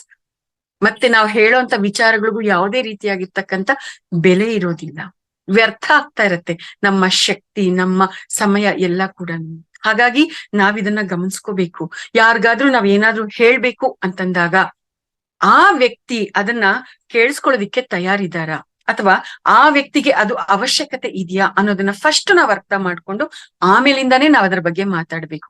ಅದೇ ಯಾವ್ದೊಂದನ್ನು ಕೂಡ ಅರ್ಥ ಮಾಡ್ಕೊಳ್ದೆ ನಾವ್ ಮಾತಾಡ್ತಾ ಹೋಗ್ತಾ ಇದೀವಿ ಅಂದ್ರೆ ನಾವು ರೋಗಿಗಳು ಅಂತ ಅರ್ಥ. ನಾವು ಮನೋರೋಗದಲ್ಲಿದ್ದೀವಿ, ಮಾನಸಿಕ ಬಲಹೀನತೆಯಲ್ಲಿದ್ದೀವಿ ಅಂತ ಅರ್ಥ. ನಮ್ಮ ಮೇಲೆ ನಮ್ಗೆ ಹಿಡಿತ ಇಲ್ಲ ಅಂತ ಅರ್ಥ. ಹಾಗಾಗಿ ಮಾಸ್ಟರ್ಸ್, ಕೇಳಿದಾಗಲೇ ಅವಶ್ಯಕತೆ ಇದ್ದಾಗಲೇ ಮಾತನಾಡುವಂಥದ್ದು ಇಲ್ಲಿ ನಾವು ಅರ್ಥ ಮಾಡ್ಕೋಬೇಕು. ಅದು ಒಂದು ಯೋಗ, ಇಲ್ಲ ಅಂತಂದ್ರೆ ಅದೊಂದು ರೋಗ. ಇದು ಮಾಸ್ಟರ್ಸ್. ನೆಕ್ಸ್ಟ್ 7ನೇ ಕೊಟೇಶನ್ ಅನ್ನ ಗಮನಿಸೋಣ. ಅವಶ್ಯಕತೆಗೆ ಮೀರಿ ವಿಮರ್ಶೆಗಳಿಗೆ ಸ್ಪಂದಿಸುವುದು ಒಂದಾನೊಂದು ಬಲಹೀನತೆ.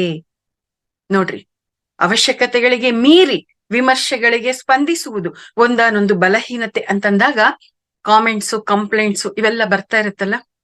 ಅವ್ರು ಹೊಗಳ್ದಾಗ ಸಂತೋಷ ಪಡೋದು, ತೆಗಳ್ದಾಗ ಕುಗ್ ಹೋಗೋದು, ಇದ್ಯಾವುದು ಕೂಡ ಸರಿಯಲ್ಲ. ಇದೆಲ್ಲ ಅಜ್ಞಾನ ಅನ್ನುವಂಥದ್ದು ನಮ್ಗೆ ಗೊತ್ತಿದೆ. ಇಲ್ಲಿ ಈ ಕೋನದಲ್ಲಿ ನಾವು ಯಾವ ಪಾಯಿಂಟ್ ಅನ್ನ ನಾವ್ ಅರ್ಥ ಮಾಡ್ಕೋಬೇಕಾಗಿದೆ, ಅವಶ್ಯಕತೆಗೆ ಮೀರಿ ಸ್ಪಂದಿಸೋದು ಅಂತ. ಯಾರಾದ್ರೂ ಏನಾದ್ರು ಇವಾಗ ನಿಮ್ಮಲ್ಲೇ ಮೇಡಮ್ ನೀವು ಹೇಳಿರುವಂತ ವಿಚಾರ ಈ ರೀತಿಯಾಗಿದೆ, ನೀವು ಹೇಳುವಂತದ್ದು ಸರಿ ಇಲ್ಲ ಮೇಡಮ್ ಅಂತ ಹೇಳಿದಾಗ ನೀವು ಮಾಡುವಂತ ಆ ಒಂದು ಕೊಡುವಂತ ಆ ಒಂದು ಫೀಡ್ಬ್ಯಾಕ್ ಏನಿರುತ್ತೆ, ನಾನು ಅದನ್ನ ಫಸ್ಟ್ ಕೇಳಿಸ್ಕೋಬೇಕು. ನಾನ್ ಕೇಳಿಸ್ಕೊಂಡು ನೀವು ಹೇಳ್ತಾ ಇರ್ತಕ್ಕಂಥ ಫೀಡ್ಬ್ಯಾಕ್ ಅಲ್ಲಿ ಎಷ್ಟು ಸತ್ವ ಇದೆ, ಅದು ಎಷ್ಟು ಯಾವ ಒಂದು ಸ್ಥಿತಿಯಲ್ಲಿದೆ, ಯಾವ ರೇಂಜ್ ಅಲ್ಲಿ ಅದು ಫೀಡ್ಬ್ಯಾಕ್ ನನಗೆ ಸಿಗ್ತಾ ಇದೆ, ಇಲ್ಲಿ ನಾನು ಕರೆಕ್ಷನ್ಸ್ ಮಾಡ್ಕೊಳಕ್ಕೆ ಏನಾದ್ರೂ ಇದೆಯಾ, ತಿದ್ಕೊಳ್ಳೋದಿಕ್ಕೆ ಏನಾದ್ರೂ ಇದೆಯಾ, ನಾನು ಇಂಪ್ರವೈಸ್ ಆಗೋದಿಕ್ಕೆ ಏನಾದ್ರೂ ಇಲ್ಲಿ ನನಗೆ ಸಿಗ್ತಾ ಇದೆಯಾ, ಆ ಕೋನದಲ್ಲಿ ಅಲ್ಲಿ ಸಿಗುವಂತ ಫೀಡ್ಬ್ಯಾಕ್ ಅನ್ನ ನಾನ್ ನೋಡ್ಬೇಕಾಗತ್ತೆ. ಆ ರೀತಿಯಾಗಿ ನೋಡಿ ಅಲ್ಲಿ ನನಗೇನ್ ಅವಶ್ಯಕವಾಗಿದೆಯೋ ಅದನ್ನ ತಗೋಬೇಕಾಗತ್ತೆ. ಅಷ್ಟೇ ಹೊರತು no complaints, no comments, no judgments ಅಂತಂದಾಗ ಅದ್ಯಾವುದನ್ನು ಕೇಳಿಸ್ಕೊಳ್ಳೇಬಾರ್ದು ಅಂತ ಅಲ್ಲ. ಯಾರಾದ್ರೂ ನಮ್ ಬಗ್ಗೆ ಈ ಕಾಮೆಂಟ್ಸ್, ಕಂಪ್ಲೇಂಟ್ಸ್, ಜಡ್ಜ್ಮೆಂಟ್ಸ್ ಕೊಡ್ತಾ ಇದ್ದಾಗ ನಾವು ಈ ರೀತಿಯಾಗಿ ಅದನ್ನ ಅರ್ಥ ಮಾಡ್ಕೋಬೇಕು.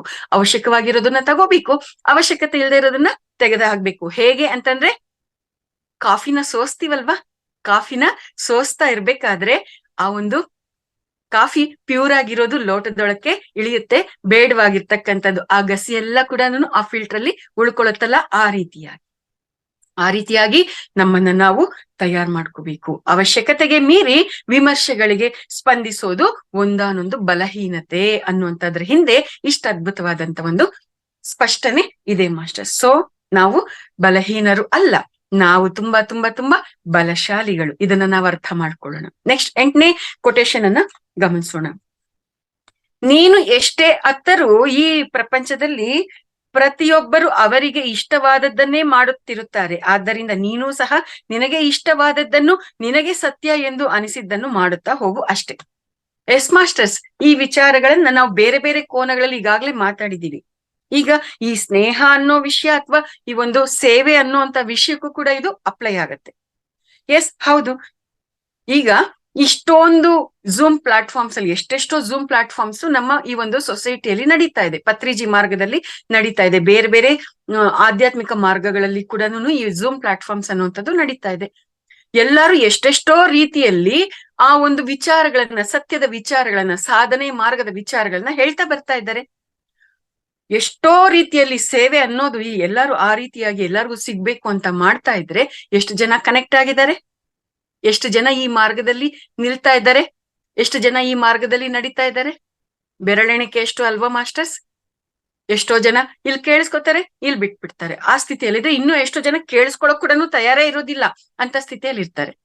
ಇಂಥ ಒಂದು ಪರಿಸ್ಥಿತಿಗಳು ಇರುತ್ತೆ. ಯಾರಿಗೆ ಏನ್ ಬೇಕೋ ಅವ್ರು ಅದನ್ನೇ ಮಾಡ್ತಾ ಇರ್ತಾರೆ. ಯಾರು ಯಾವ ಸ್ಥಿತಿಯಲ್ಲಿ ಇರ್ತಾರೋ ಅವ್ರು ಆ ಸ್ಥಿತಿಯಲ್ಲೇ ಇರ್ತಾರೆ. ಅವರಲ್ಲಿ ಏನಾದ್ರು ಬದಲಾವಣೆಯನ್ನ ನಾನು ತಂದ್ಕೋಬೇಕು ಅನ್ನೋಂತ ಎನರ್ಜಿ ಅಲ್ಲಿ ಆಕ್ಟಿವೇಟ್ ಆಗಿದ್ರೆ ಮಾತ್ರ ಯಾರಾದ್ರೂ ಏನಾದ್ರು ಹೇಳಿದ್ರೆ ಕೇಳಿಸ್ಕೊಳ್ಳೋದಿಕ್ಕೆ ತಯಾರಿರ್ತಾರೆ. ಇಲ್ಲಿ ಪತ್ರಿಜಿ ಅವ್ರು ಏನ್ ಹೇಳಿದರೆ, ನೀವು ಧ್ಯಾನದ ಬಗ್ಗೆ ಹೇಳಿ, ಸಸ್ಯಾಹಾರದ ಬಗ್ಗೆ ಹೇಳಿ, ಈ ಸ್ವಾಧ್ಯಾಯ ಸಜ್ಜನ ಸಾಂಗತ್ಯದ ಬಗ್ಗೆ ನೀವು ಹೇಳಿ, 1 ಸರ್ತಿ ಹೇಳಿ, 2 ಸರ್ತಿ ಹೇಳಿ, 3 ಸರ್ತಿ ಹೇಳಿ, ಸಾಕು. ಮತ್ತೆ ಮತ್ತೆ ನೀವು ಹೇಳೋದು ಬೇಕಾಗಿಲ್ಲ. ಅವ್ರು ಯಾವಾಗ ಬರ್ಬೇಕಾಗಿಯೋ ಅವ್ರು ಅವಾಗ ಬರ್ತಾರೆ. ಹೇಳೋದು ನಿಮ್ಮ ಧರ್ಮ, ಕೇಳೋದು ಬಿಡೋದು ಅವರ ಕರ್ಮ. ನೀವು ಮತ್ತೆ ಜಾಸ್ತಿ ತಲೆ ಕೆಡಿಸ್ಕೋಬೇಡಿ ಅಂತ ಅಂದ್ಬಿಟ್ಟು ಈ ರೀತಿಯಾಗಿ ಕೂಡ ಕ್ಲಾರಿಟಿಯನ್ನು ನಮ್ಗೆ ಕೊಟ್ಟಿರ್ತಕ್ಕಂಥದ್ದು. ಹಾಗಾಗಿ ನಾವು ಎಷ್ಟೇ ಅತ್ರು ಈ ಪ್ರಪಂಚದಲ್ಲಿ ಪ್ರತಿಯೊಬ್ರು ಅವ್ರಿಗೆ ಇಷ್ಟವಾಗಿರೋದನ್ನೇ ಮಾಡ್ತಾ ಇರ್ತಾರೆ. ಆದ್ರಿಂದ ನಾವ್ ಯಾವ್ದಕ್ಕೂ ತಲೆ ಕೆಡ್ಸ್ಕೊಳ್ಳೋದು ಬೇಕಿಲ್ಲ. ನನಗೇನ್ ಇಷ್ಟ ಇದೆ, ನನಗೇನ್ ಬೇಕಾಗಿದೆ, ನನಗೇನ್ ಸತ್ಯ ಅಂತ ಅರ್ಥ ಆಗಿದೆ, ನಾನ್ ಮಾಡ್ತಾ ಹೋಗ್ತಾ ಇದ್ರೆ ಆಯ್ತು. ನನಗೇನು ಸತ್ಯ ಅನ್ನೋದು ಗೊತ್ತಿರೋದು, ಧ್ಯಾನ ಅನ್ನೋದು ಸತ್ಯ, ಸಜ್ಜನ ಸಾಂಗತ್ಯ, ಸ್ವಾಧ್ಯಾಯ, ಸೇವೆ ಅನ್ನೋದು ಸತ್ಯ. ಈ ಮಾರ್ಗದಲ್ಲಿ ನಾನ್ ನಡಿಬೇಕು ಅನ್ನುವಂಥದ್ದು ನನಗ್ ಅರ್ಥ ಆಗಿರ್ತಕ್ಕಂಥದ್ದು. ನಾನು ಆ ದಾರಿಯಲ್ಲಿ ನಾನು ಹೋಗ್ತಾ ಇದ್ದೀನಿ, ಅವ್ರ ದಾರಿಯಲ್ಲಿ ಅವ್ರು ಹೋಗ್ತಾ ಇದ್ದಾರೆ ಅಷ್ಟೇ ಮಾಸ್ಟರ್ಸ್. Very simple. ನೆಕ್ಸ್ಟ್ ಈಗ 9ನೇ ಕೊಟೇಶನ್ ಅನ್ನ ಗಮನಿಸೋಣ. ನಮ್ಮ ಬೆನ್ನ ಹಿಂದೆ ಮಾತನಾಡಿಕೊಳ್ಳುವವರ ಬಗ್ಗೆ ಚಿಂತಿಸುವ ಅವಶ್ಯಕತೆ ಇಲ್ಲ. ಏಕೆಂದರೆ ನಾವು ಬದಲಾಗಲು ನೇರವಾಗಿ ಸಹಾಯ ಮಾಡಲಾಗದವರೇ, ತಮ್ಮನ್ನು ತಾವು ಬದಲಾಯಿಸಿಕೊಳ್ಳಲು ಆಗದವರೇ ನಮ್ಮ ಬೆನ್ನ ಹಿಂದೆ ಮಾತನಾಡುತ್ತಾರೆ. ನಮ್ ಬೆನ್ನ ಹಿಂದೆ 100 ಜನ, 1000 ಜನ, 1000 ರೀತಿಯಲ್ಲಿ ಮಾತಾಡ್ತಾರೆ ಮಾಸ್ಟರ್ಸ್. ಅವ್ರನ್ನ ಅವ್ರು ಬದಲಾಯಿಸ್ಕೊಳಕ್ ಆಗದೆ ಇದ್ದಾಗ ನಮ್ ಬಗ್ಗೆ ಮಾತಾಡ್ತಾರೆ. ಮತ್ತೆ ನಮ್ಮನ್ ಬದಲಾವಣೆಗೆ ನೇರವಾಗಿ ಸಹಾಯ ಮಾಡಕ್ ಆಗದೆ ಇರೋರೆ ನಮ್ಮ ಬೆನ್ನ ಹಿಂದೆ ಮಾತಾಡ್ತಾರೆ. ಆ ರೀತಿಯಾಗಿ 1000 ಜನ, ಎಷ್ಟು ಜನ ಎಷ್ಟು ಮಾತಾಡಿದ್ರು ಕೂಡ ನಾವು ತಲೆ ಕೆಡ್ಸ್ಕೊಳ್ಳೋದು ಬೇಕಾಗಿಲ್ಲ ಅನ್ನುವಂತ ಅದ್ಭುತವಾಗಿರ್ತಕ್ಕಂಥ ತತ್ವವನ್ನ ನಮ್ಗಿಲ್ಲ ಅರ್ಥ ಮಾಡಿಸುವಂತ ಪ್ರಯತ್ನ ನಡೆದಿದೆ ಮಾಸ್ಟರ್ಸ್. ಹೌದು. ಈಗ ಫಾರ್ ಎಕ್ಸಾಂಪಲ್ ಯಾರೋ ಒಬ್ರು ನನ್ನ ಎದುರುಗಡೆ ಬಂದ್ರು, ಮೇಡಮ್ ನೀವ್ ಎಷ್ಟ್ ಚೆನ್ನಾಗ್ ಕ್ಲಾಸ್ ಮಾಡ್ತೀರಿ ಗೊತ್ತಾ ಮೇಡಮ್, ಮೇಡಮ್ ನಿಮ್ಮನ್ನ ನೋಡಿದ್ರೆ ನಾನು ಎಷ್ಟು ಇನ್ಸ್ಪೈರ್ ಆಗ್ತೀನಿ ಗೊತ್ತಾ ಮೇಡಮ್, ಮೇಡಮ್ ನೀವ್ ಹಿಂಗೆ ಮೇಡಮ್, ನೀವ್ ಹಂಗೆ ಮೇಡಮ್, ನೀವ್ ಗ್ರೇಟ್ ಮೇಡಮ್, ನೀವ್ ಹಂಗೆ, ಈ ತರ ಎಲ್ಲ ನನ್ನ ಮುಂದೆ ಹೊಗಳ್ತಾ ಇರ್ತಾರೆ. ಒಂಚೂರು ಅವ್ರು ನನ್ ಬೆನ್ನಿಂದಕ್ ಬರ್ತಾನೆ, ಆಹಾ ಮಹಾತಾಯಿ ಅದೇನಂತ ಒದರ್ತಾಳೋ, ಅದೇನಂತ ಮಾತಾಡ್ತಾಳೆ, ನನ್ಗೊಬ್ಳಿಗೆ ಗೊತ್ತಿರೋದು ಅಂತ ಬಿಲ್ಡಪ್ ಕೊಡ್ತಾ ಇರ್ತಾಳೆ, ನಾನೊಬ್ಳೇ ಸಾಧನೆ ಮಾಡ್ತಾ ಇರೋದಂತ ಶಾಪ್ ಮಾಡ್ತಾ ಇರ್ತಾಳೆ, ಆಹಾಹಾ ಇನ್ಯಾರು ಇಲ್ವೇನೆ ಈ ಸುಪ್ನಾಥ್ ಗಿತ್ತಿ ಸುಂದರಾಂಗಿ ಅನ್ನೋ ರೀತಿಯಲ್ಲಿ ಬೇರೆ ಬೇರೆ ರೀತಿಯಲ್ಲಿ ಬೇರೆ ಬೇರೆ ಸ್ಥಾಯಿಗಳಲ್ಲಿ ಏನೇನೋ ಪದಗಳನ್ನ ಬಳಸ್ತಾ ನಮ್ ಬಗ್ಗೆ ಕಾಮೆಂಟ್ ಮಾಡ್ಬೋದು. ಅವ್ರ ಏನ್ ಅದೆಲ್ಲ ನಮ್ಗೆ ಅರ್ಥನೂ ಆಗ್ಬೋದು, ಆದ್ರೆ ನಾವ್ ಯಾವ್ದಕ್ಕೂ ತಲೆ ಕೆಡ್ಸ್ಕೊಳ್ಳೋ ಅವಶ್ಯಕತೆ ಇಲ್ಲ. ಯಾಕೆಂತಂದ್ರೆ ನನ್ನಲ್ಲಿ ಏನ್ ಬದಲಾವಣೆ ಬರ್ಬೇಕು ಅಂತ ಅವ್ರಿಗೆ ಅರ್ಥ ಆಗಿರುತ್ತೆ. ಅದನ್ನ ನೇರವಾಗಿ ಹೇಳುವಂತ ದಮ್ ಇಲ್ಲ ಅವ್ರಿಗೆ, ಆ ತಾಕತ್ತಿಲ್ಲ. ಆ ತಾಕತ್ತಿಲ್ದೆ ಹಿಂದೆ ಮಾತಾಡ್ಕೊಳ್ತಾ ಇದಾರೆ ಅಷ್ಟೇ. ಅವರಲ್ಲಿ ಎಷ್ಟೋ ಅವ್ರ ಬಗ್ಗೆ ಅವ್ರಿಗೆ ಕ್ಲಾರಿಟಿ ಇಲ್ಲ, ಅವ್ರು ಏನಾಗಿದ್ದಾರೆ ಅನ್ನೋದು ಅವ್ರ ಬಗ್ಗೆ ಅವ್ರಿಗೆ ಗೊತ್ತಿಲ್ಲ.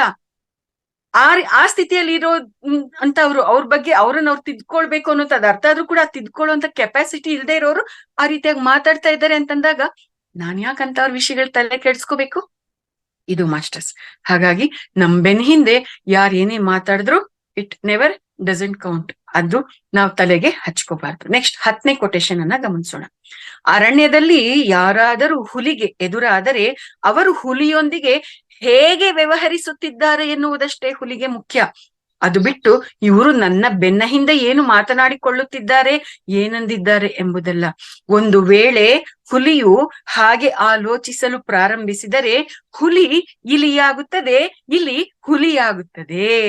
ಎಷ್ಟು ಅದ್ಭುತವಾಗಿ ತಿಳಿಸಿದ್ದಾರೆ.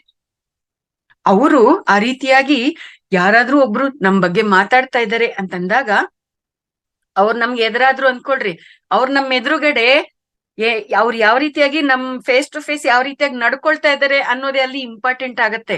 ಅದ್ ಬಿಟ್ಟು ಅವ್ರು ನಮ್ ಬೆನ್ ಹಿಂದೆ ಏನ್ ನಡ್ಕೊಳ್ತಾ ಇದಾರೆ ಅನ್ನೋದು ಇಂಪಾರ್ಟೆಂಟ್ ಅಲ್ಲ.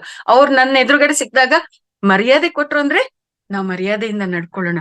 ಅವ್ರು ನನ್ನ ಎದುರುಗಡೆ ಯಾವ ರೀತಿಯಾಗಿ ನಡ್ಕೊಳ್ತಾ ಇದಾರೆ ಅನ್ನೋದಕ್ಕೆ ನಾನು ಜ್ಞಾನದಲ್ಲಿ ಇರೋಳಾಗಿ, ಸತ್ಯ ತಿಳ್ಕೊಂಡಿರೋಳಾಗಿ ನಾನ್ ಯಾವ ರೀತಿಯಾಗಿ ನಡ್ಕೋಬೇಕೋ ಆ ರೀತಿಯಾಗಿ ನಾನ್ ನಡ್ಕೋಬೇಕಾಗಿರುತ್ತೆ ಅಷ್ಟೇ ಹೊರತು ಅವ್ರು ನನ್ ಬೆನ್ನಿಂದ ಏನ್ ಮಾತಾಡ್ಕೊಂಡಿದ್ದಾರೆ ಅನ್ನೋದು ಮುಖ್ಯ ಅಲ್ಲ. ಒಂದು ವೇಳೆ ನಾನೇನಾದ್ರೂ ಅಯ್ಯೋ ಅವ್ರ ಹಂಗಂದ್ರಂತೆ, ಅವ್ರ ಹಿಂಗ್ ಮಾತಾಡಿದ್ರಂತೆ, ಅವ್ರ ಹಿಂಗ್ ನಡ್ಕೊಂಡ್ರಂತೆ, ನನ್ ವಿಷಯದಲ್ಲಿ ಹಿಂಗೆಲ್ಲ ಪ್ರಚಾರ ಮಾಡ್ತಾ ಇದಾರಂತೆ ಅಂತ ನಾನೇನಾದ್ರೂ ಅವ್ರ ಬಗ್ಗೆ ಯೋಚನೆ ಮಾಡಕ್ ಶುರು ಮಾಡಿದ್ರೆ ಏನಾಗತ್ತೆ?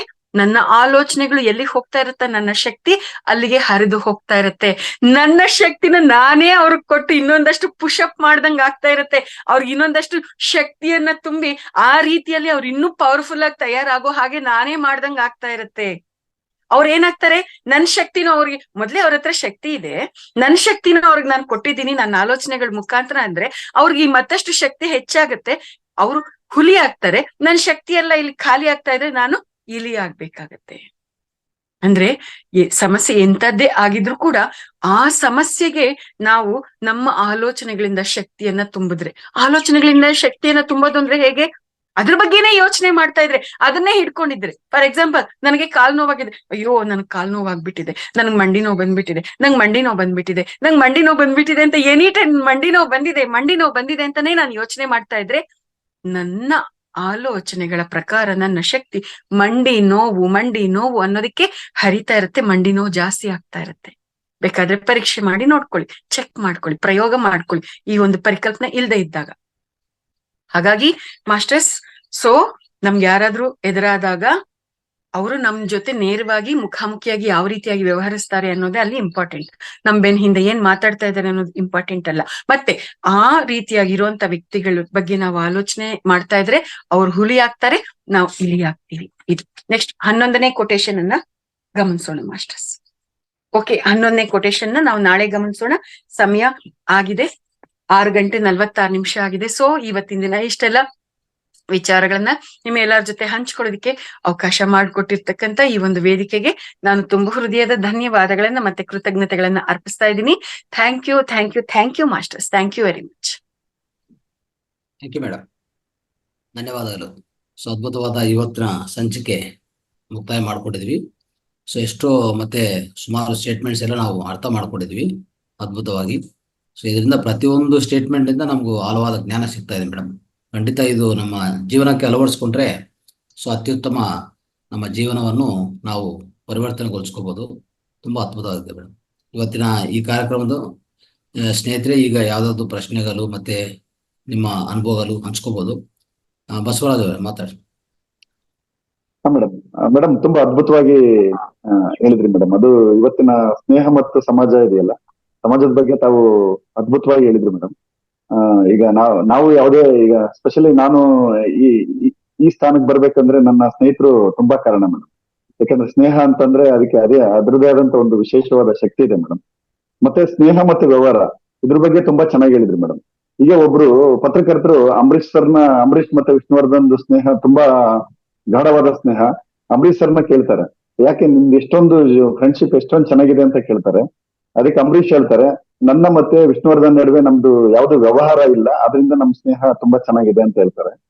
ಅದೇ ರೀತಿ ನಾವು ಯಾವುದೇ ಉನ್ನತ ಸ್ಥಾನಕ್ಕೆ ಹೋದ್ರು ಏಕೈಕವಾಗಿ ನಮ್ಮನ್ನ ಸಿಂಗ್ಯುಲರ್ ಆಗಿ ಮಾತಾಡ್ಸಕ್ಕಂತ ಏಕೈಕ ವ್ಯಕ್ತಿ ಅಂದ್ರೆ ನಮ್ಮ ಬಾಲ್ಯ ಸ್ನೇಹಿತರು. ಅದೇ ರೀತಿ ಸ್ನೇಹ ಅಂತಂದ್ರೆ ನಿನ್ನೆಯಿಂದ ನಾವು ಕೃಷ್ಣ ಜನ್ಮಾಷ್ಟಮಿ ಆಚರಿಸಿದ್ವಿ. ಸ್ನೇಹ ಅಂದ್ರೆ ಕುಚೇಲ ಮತ್ತೆ ಕೃಷ್ಣ ಅವ್ರದ್ದು ಅದು ಒಂದು ಅಗಾಧವಾದ ಸ್ನೇಹ ಮೇಡಮ್. ಅದೇ ರೀತಿ ಇನ್ನೊಂದು ಟಾಪಿಕ್ ಹೇಳಿದ್ರಿ, ಅವಶ್ಯಕತೆ ಇದ್ದರೆ ಅಷ್ಟೇ ಮಾತನಾಡಿ ಅಂತ ಹೇಳಿ. ಇದು ಸ್ಪೆಷಲಿ ನನಗೋಸ್ಕರ ಹೇಳದಾಗಿತ್ತು ಮೇಡಮ್. ತುಂಬಾ ಚೆನ್ನಾಗಿ ಸೊಗಸಾಗಿ ಹೇಳಿದ್ರಿ. ಸ್ನೇಹಿತರೆ, ಈಗ ಒಂದ್ 5 ನಿಮಿಷ ಕ್ವಶನ್ ಅಂಡ್ ಆನ್ಸರ್ ಇರುತ್ತೆ. ದಯವಿಟ್ಟು ಹೊಸ ಸ್ನೇಹಿತರು, ಹೊಸ ಮಾಸ್ಟರ್ಸ್ ದಯವಿಟ್ಟು ಕ್ವಶನ್ ಕೇಳಬೇಕಾಗಿ ನನ್ನ ವಿನಂತಿ. ಸುಜಾತ ಮೇಡಮ್ ಮಾತಾಡಿ.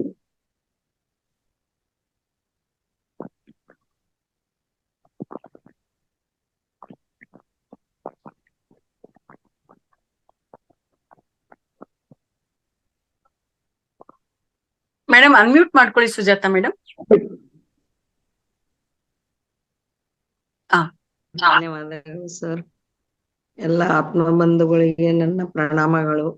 ಮೇಡಮ್, ಇವತ್ತು ನನ್ನ ದಿನಾಲು ನೀವು ನಮ್ಮ ಜೀವನದಲ್ಲಿ ಏನು ನಡೆಯುತ್ತಿವೆ ಅದನ್ನೇ ತುಂಬಾ ತುಂಬಾ ತುಂಬಾ ಚೆನ್ನಾಗಿ ಹೇಳಲಿಕ್ಕತ್ತಿದ್ದಾರೆ ಮೇಡಮ್.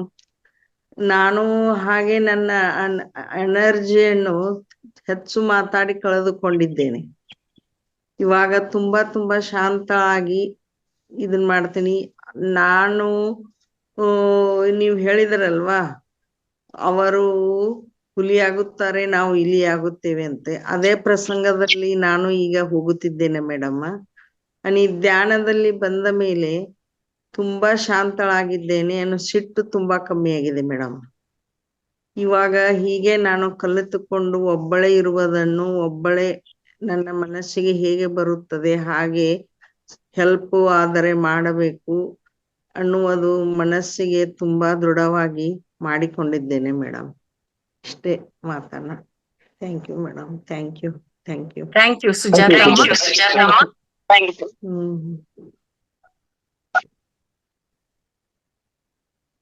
ಜಯಲಕ್ಷ್ಮಿ ಮೇಡಮ್ ಮಾತಾಡಿ. ನಮಸ್ತೆ.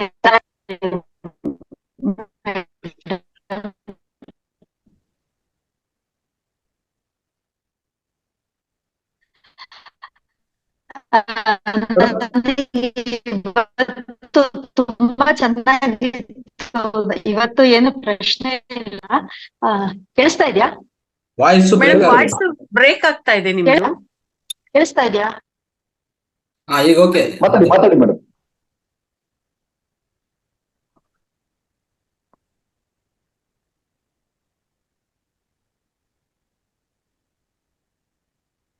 ಮೇಡಮ್ ಮಾತಾಡಿ. ವಾಯ್ಸ್ ಬ್ರೇಕ್ ಆಗ್ತಾ ಇದೆ. ನೆಕ್ಸ್ಟ್ ಪಾರ್ಟಿಸಿಪೆಂಟ್ ಇದ್ರೆ ಕೊಡಿ ಅವಕಾಶ. ಇವತ್ತು ಫ್ರೆಂಡ್ಸ್ ಸ್ಕ್ರೀನ್ ಮೇಲೆ ತುಂಬಾ ಜನ ಹೊಸಬ್ರನ್ನ ನೋಡೋದಿಕ್ಕೆ ಸಿಗ್ತಾ ಇದೆ. ಸೊ ಯಾರಾದ್ರೂ ಜಯಲಕ್ಷ್ಮಿ ಮೇಡಮ್ ನೀವು ಹ್ಯಾಂಡ್ ರೈಸ್ ಮಾಡಿ, ಅನ್ಮ್ಯೂಟ್ ಮಾಡ್ತಾರೆ. ಇಲ್ಲ, ಅದು ಸ್ವಲ್ಪ ವಾಯ್ಸ್ ಬ್ರೇಕ್ ಆಗ್ತದೆ ಮೇಡಮ್. ಎಸ್. ಸೊ ಫ್ರೆಂಡ್ಸ್, ಯಾರ್ಯಾರು ಹೊಸಬ್ರು ಜಾಯಿನ್ ಆಗಿದ್ದೀರಿ, ಹೊಸಬ್ರು ನೀವು ಮಾತಾಡುವಂತ ಪ್ರಯತ್ನ ಮಾಡಿದ್ರೆ ಚೆನ್ನಾಗಿರುತ್ತೆ. ಯಾಕೆಂದ್ರೆ ಮಾತನಾಡೋದಕ್ಕೆ ಪ್ರಾರಂಭ ಮಾಡೋದ್ರಿಂದ. ಪ್ರಕಾಶ್ ಸರ್ ಮಾತಾಡಿ. ಪ್ರಕಾಶ್ ಪ್ರಭಾತ್ ಮಾತಾಡಿ ಸರ್. ನಮಸ್ತೆ ಸರ್. ನಮಸ್ತೆ. ಬಹಳ ಸಂತೋಷ ಆಯ್ತು. ಬಹಳಷ್ಟು ನಾವು ಈ ಭೂಮಿಗೆ ಬಂದ್ಮೇಲೆ ಕಲಿಯೋದು ಬಹಳ ಇದೆ ಸರ್. ಆದ್ರೆ ಅದಕ್ಕೆ ಒಂದು ಪ್ಲಾಟ್ಫಾರ್ಮು ಅಥವಾ ಒಂದು ಅವಕಾಶ ಅಂತಕ್ಕಂಥದ್ದು ಸಿಗೋದು ಬಹಳ ಅಪರೂಪ ಇರ್ತದೆ ಸರ್. ಭಗವಂತ ಮಳೆಯನ್ನು ಕೊಡ್ತಿರ್ತಾನಲ್ಲ, ಸೊ ಅದು ಭೂಮಿ ಮೇಲೆ ಎಲ್ಲಾ ಕಡೆ ಬೀಳ್ತಾ ಇರುತ್ತೆ. ಅದನ್ನ ಬಳಸ್ಕೋತಕ್ಕಂತಹ ಶಕ್ತಿ ಮರ ಗಿಡಗಳಿಗಿರ್ತದೆ. ಅದು ಕೊಳಚೆ ಎಲ್ಲ ಏನಾಗ್ತದೆ, ಹರಿದು ಮತ್ತೆ ಹೋಗಿ ಸಮುದ್ರ ಸೇರ್ತದೆ. ಸೊ ಹಾಗಾಗಿ ಇಂತಹ ಕಾರ್ಯಕ್ರಮಗಳನ್ನ ಮಾಡ್ತಕ್ಕಂಥ ಪುಣ್ಯಾತ್ಮರು ಈ ಜಗತ್ತಿನಲ್ಲಿ ಬಹಳ ಇದ್ದಾರೆ. ಇನ್ನು ಉಳಿಸ್ಬೇಕು, ಬೆಳೆಸ್ಬೇಕು ಅಂತ ಹೇಳಿ. ಅಂತದನ್ನ ಉಳಿಸೋದಕ್ಕೆ ಮತ್ತು ಬೆಳೆಸೋದಕ್ಕೆ ಯಾರೆಲ್ಲ ಬಂದ್ ಇದಕ್ಕೆ ಜಾಯಿನ್ ಆಗ್ತಾರಲ್ಲ, ಸೊ ಅದು ಅಪರೂಪ. ನನಗೆ ನಿನ್ನೆ ಏನೋ ಫೇಸ್ಬುಕ್ ಅಲ್ಲಿ ಒಂದು ಆಡ್ ನೋಡ್ತಾ ಇರ್ಬೇಕಾದ್ರೆ ಜಸ್ಟ್ ಹಂಗೆ ನೋಡಿದೆ. ನನಗೆ ಧ್ಯಾನ ಅಂದ್ರೆ ಬಹಳ ಖುಷಿ. ಸೊ ಗುರುದೇವ್ ಅವ್ರದ್ದು ಧ್ಯಾನದಲ್ಲಿ ನಾನು ಭಾಗಿಯಾಗಿದ್ದೆ. ನೋಡಿದಾಗ ಸರಿ ಅಂತ ನಾನು ಹಂಗೆ ಸೈನ್ ಅಪ್ ಮಾಡ್ಕೊಂಡಿದ್ದೆ. ಸಾಯಂಕಾಲ ಒಬ್ರು ಫೋನ್ ಮಾಡಿದ್ರು, ಅದು ಯಾರಂತ ಗೊತ್ತಿಲ್ಲ, ಅಣ್ಣವ್ನು ಭಾಳ ವಾಪಸ್ ಫೋನ್ ಮಾಡಿದೆ. ಅವ್ರು ನೀವು ಪ್ರಕಾಶ್ ಅವರ ಅಂತ ಕೇಳಿದ್ರು. ಹೌದು ಮೇಡಮ್ ಅಂದೆ. ನೀವು ಸೈನ್ ಅಪ್ ಆಗಿದ್ರಿ ಪತ್ರಿಜಿ ಅವ್ರದ್ದು, ಮತ್ತೆ ನಾಳೆಯಿಂದ ಜಾಯ್ನ್ ಆಗಿ. ಮೇಡಮ್ ಖಂಡಿತ ಅಂತಂದೆ. ಸೊ ನನಗೆ ಪ್ರತಿದಿನ ರೂಢಿ ಇತ್ತು ಮೊದಲು 4:30-5 ಗಂಟೆಗೆ ಹೇಳ್ತಕ್ಕಂಥದ್ದು. ಯಾವುದೋ ಕಾರಣಕ್ಕೋಸ್ಕರ ಅದು ಸ್ಟಕ್ ಆಗಿತ್ತು. ಅವ್ರ ಮೇಡಮ್ ಅವ್ರು ಫೋನ್ ಮಾಡಿದ್ರಲ್ಲ, ಸೊ ಎದ್ದೇಳಿ ಅಂತ. ಇವತ್ತು ಸ್ವಲ್ಪ ಲೇಟ್ ಆಯ್ತು. ಎದ್ದ ತಕ್ಷಣ ತಮ್ಮ ಮಾತುಗಳು ಕೇಳ್ತಾ ಕೇಳ್ತಾ ಮೇಡಮ್ ಅವರು ಬಹಳ 10 ವಿಚಾರಗಳನ್ನ 10 ಮುತ್ತುಗಳನ್ನ ಹೇಳಿದ್ರು. ಆ ಮುತ್ತುಗಳು ಹೆಂಗಂತಂದ್ರೆ, ಇದೇ ಒಬ್ರು ಸರ್ ಹೇಳಿದ್ರು ನನಗೆ, ಮೇಡಮ್ ಅವ್ರು ಹೇಳಿದ್ರು ನನಗೆ ಹೇಳ್ದಂಗ ಆಯ್ತು ಅಂತಿದ್ರು. ಸೊ ಅವ್ರು ಹೆಂಗಂತಿದಾರಲ್ಲ, ಹಂಗೆ ಜಗತ್ತಿನಲ್ಲಿರ್ತಕ್ಕಂಥ ಪ್ರತಿಯೊಬ್ಬರು ಕೂಡ ಈಗ ಅವ್ರು ಮಾತಾಡ್ತಕ್ಕಂಥ ಮಾತುಗಳು ನಮಗ್ ಸಲ್ಲಿಸ್ತಾವ್. ಯಾಕಂದ್ರ ನಾವು ಸಮಾಜದೊಳಗಡೆ ಹೋದಾಗ ಆ ರೀತಿ ಬದಲಾವಣೆ ಕಾಣ್ತಿರ್ತೀವಲ್ಲ, ನನಗೆ ಬಹಳ ಖುಷಿ ಅನಿಸ್ತು. ಇನ್ನು ನಾನು ಪ್ರತಿದಿನ ಈ ಬೆಳಗಿನ ಒಂದು ಯೋಗ ಕಾರ್ಯಕ್ರಮದಲ್ಲಿ, ಧ್ಯಾನ ಕಾರ್ಯಕ್ರಮದಲ್ಲಿ ಭಾಗಿಯಾಗ್ತೀನಿ ಸರ್. ಅವಕಾಶಕ್ಕಾಗ ನಾನು ಕೂಡ ನಮ್ಮ ಜೊತೆ ಕೈ ಜೋಡಿಸುವಂತಹ ಕೆಲಸ ಮಾಡ್ತೀನಿ ಅಂತ ಪ್ರಯತ್ನ. ಧನ್ಯವಾದಗಳು. Super super super sir. Right. Basavaraj Patel sir. Basavaraj Sridevi sir ಮಾತಾಡಿ.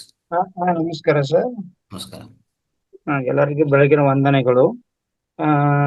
ನನಗೂ ನಿನ್ನೆ ಫೇಸ್ಬುಕ್ ಅಲ್ಲೇ ನೋಡಿ ಜಾಯ್ನ್ ಆಗ್ಬೇಕು ಅಂತ ಸ್ವಲ್ಪ ಇದಾಯ್ತು ಸರ್. ಮೇಡಮ್ ಅವರು ತುಂಬಾ ಚೆನ್ನಾಗಿ ಸ್ನೇಹಿತರ ಬಗ್ಗೆ ಯಾವ ರೀತಿ ಇದು ಮಾಡ್ಬೇಕು ಅನ್ನೋದು ತುಂಬಾ ಚೆನ್ನಾಗಿ ಮಾರ್ಮಿಕವಾಗಿ ಹೇಳಿಕೊಟ್ಟಿದ್ದಾರೆ ಸರ್. ತುಂಬಾ ಥ್ಯಾಂಕ್ಸ್ ಸರ್ ಮೇಡಮ್ಗೆ.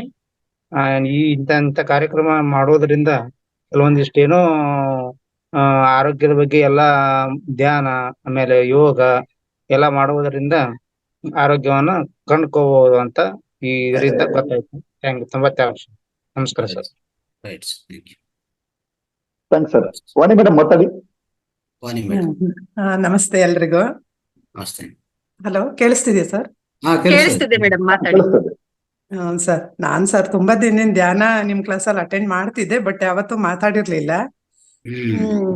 ನಂಗೊಂಥರ ರಂಗನಾಥ್ ಸರ್ ಒಂಥರ ದ್ರೋಣಾಚಾರ್ಯರ್ ಇದ್ದಂಗೆ. ನಾನು ಏಕಲವ್ಯ ಅಂತ ನಾನು ಅನ್ಕೊಳ್ತೀನಿ. ನಾಗರಾಜ್ ಸರ್ ಇರ್ಬೋದು, ಇಲ್ಲಿ ಬರ್ತಕ್ಕಂಥ ವಿಡಿಯೋ ಎಲ್ಲ ಕೂಡ ನಂಗೆ ತುಂಬಾ ಇಷ್ಟ ಆಗಿದೆ. ಆಮೇಲೆ ಮೊನ್ನೆಯಿಂದ ನಾನು ಈ ಭಿನ್ನವಾಗಿ ಯೋಚಿಸು ಎಲ್ಲಾ ಎಪಿಸೋಡ್ ನೋಡ್ಲಿಕ್ಕೆ ಆಗಿರ್ಲಿಲ್ಲ. ನಿನ್ನೆ ಒಂದೇದ್ ಮಾತ್ರ ಹಾಕೊಂಡೆ. ಹೌದಲ್ವಾ, ನಾನ್ ಎಷ್ಟ್ ತಪ್ಪು ಮಾಡ್ತಾ ಇದ್ದೀನಿ ಅಂತ ನಂಗೆ ಅನ್ನಿಸ್ತು.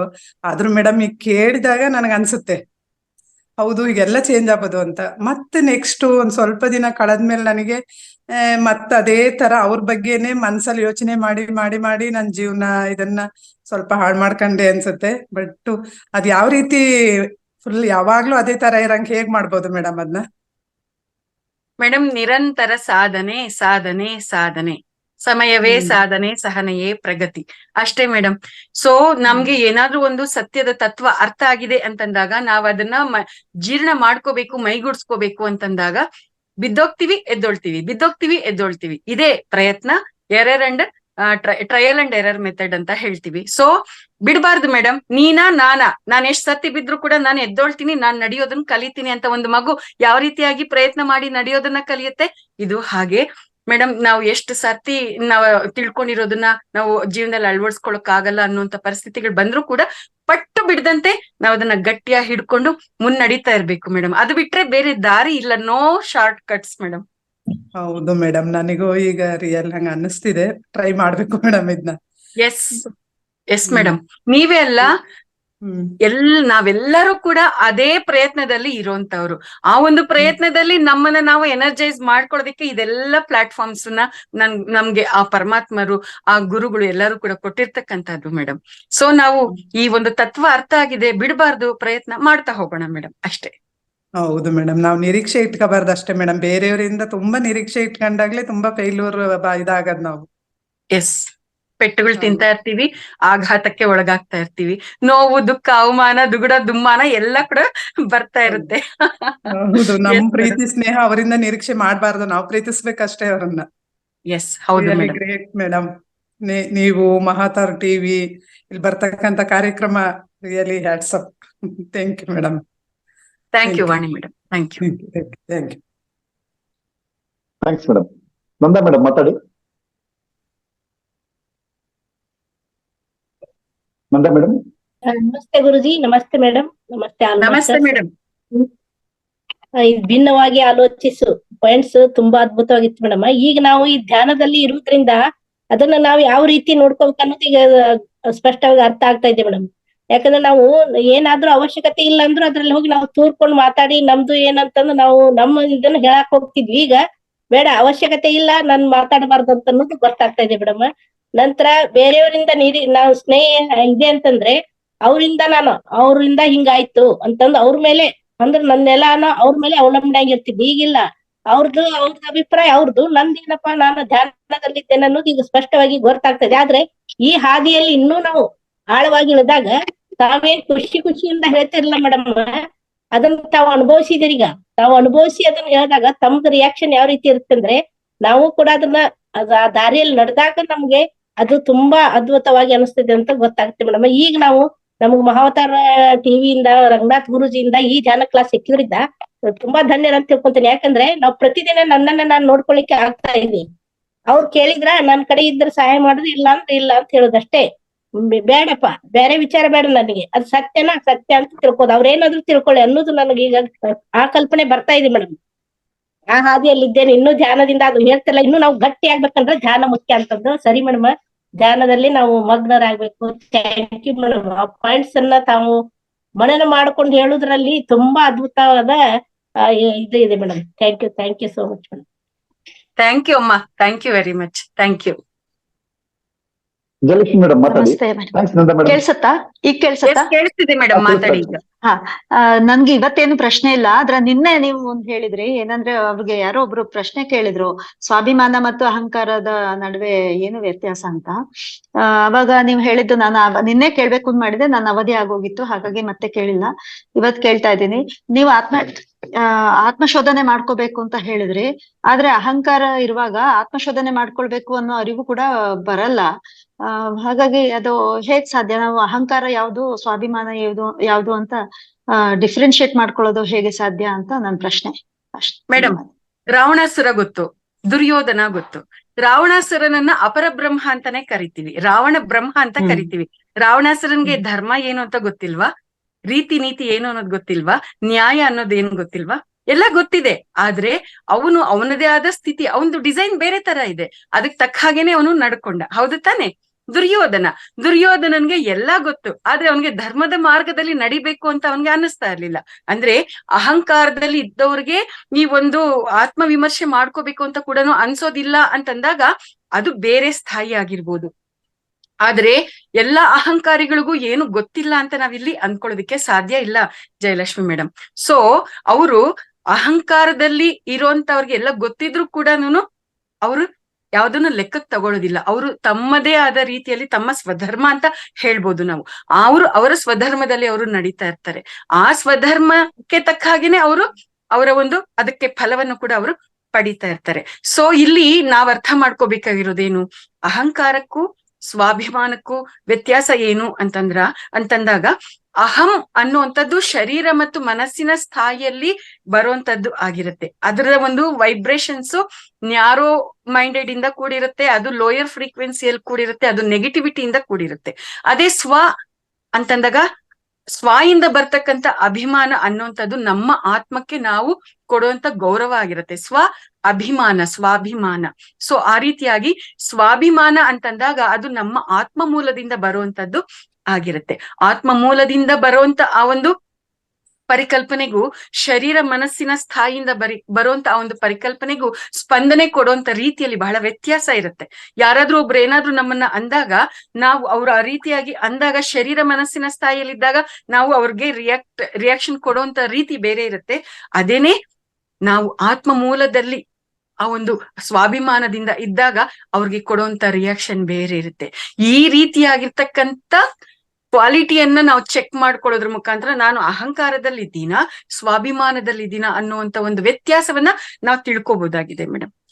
ಇಲ್ಲಿ ಅಹಂಕಾರ ಇದ್ದವ್ರಿಗೆ ಯಾರಿಗೂ ಕೂಡ ಈ ಒಂದು ಸತ್ಯ ಅನ್ನುವಂಥದ್ದನ್ನ ಅರ್ಥ ಮಾಡ್ಕೊಳಕ್ ಆಗೋದೇ ಇಲ್ಲ ಅಂತ ನಾವು ಹೇಳೋದಕ್ಕೆ ಸಾಧ್ಯ ಇಲ್ಲ.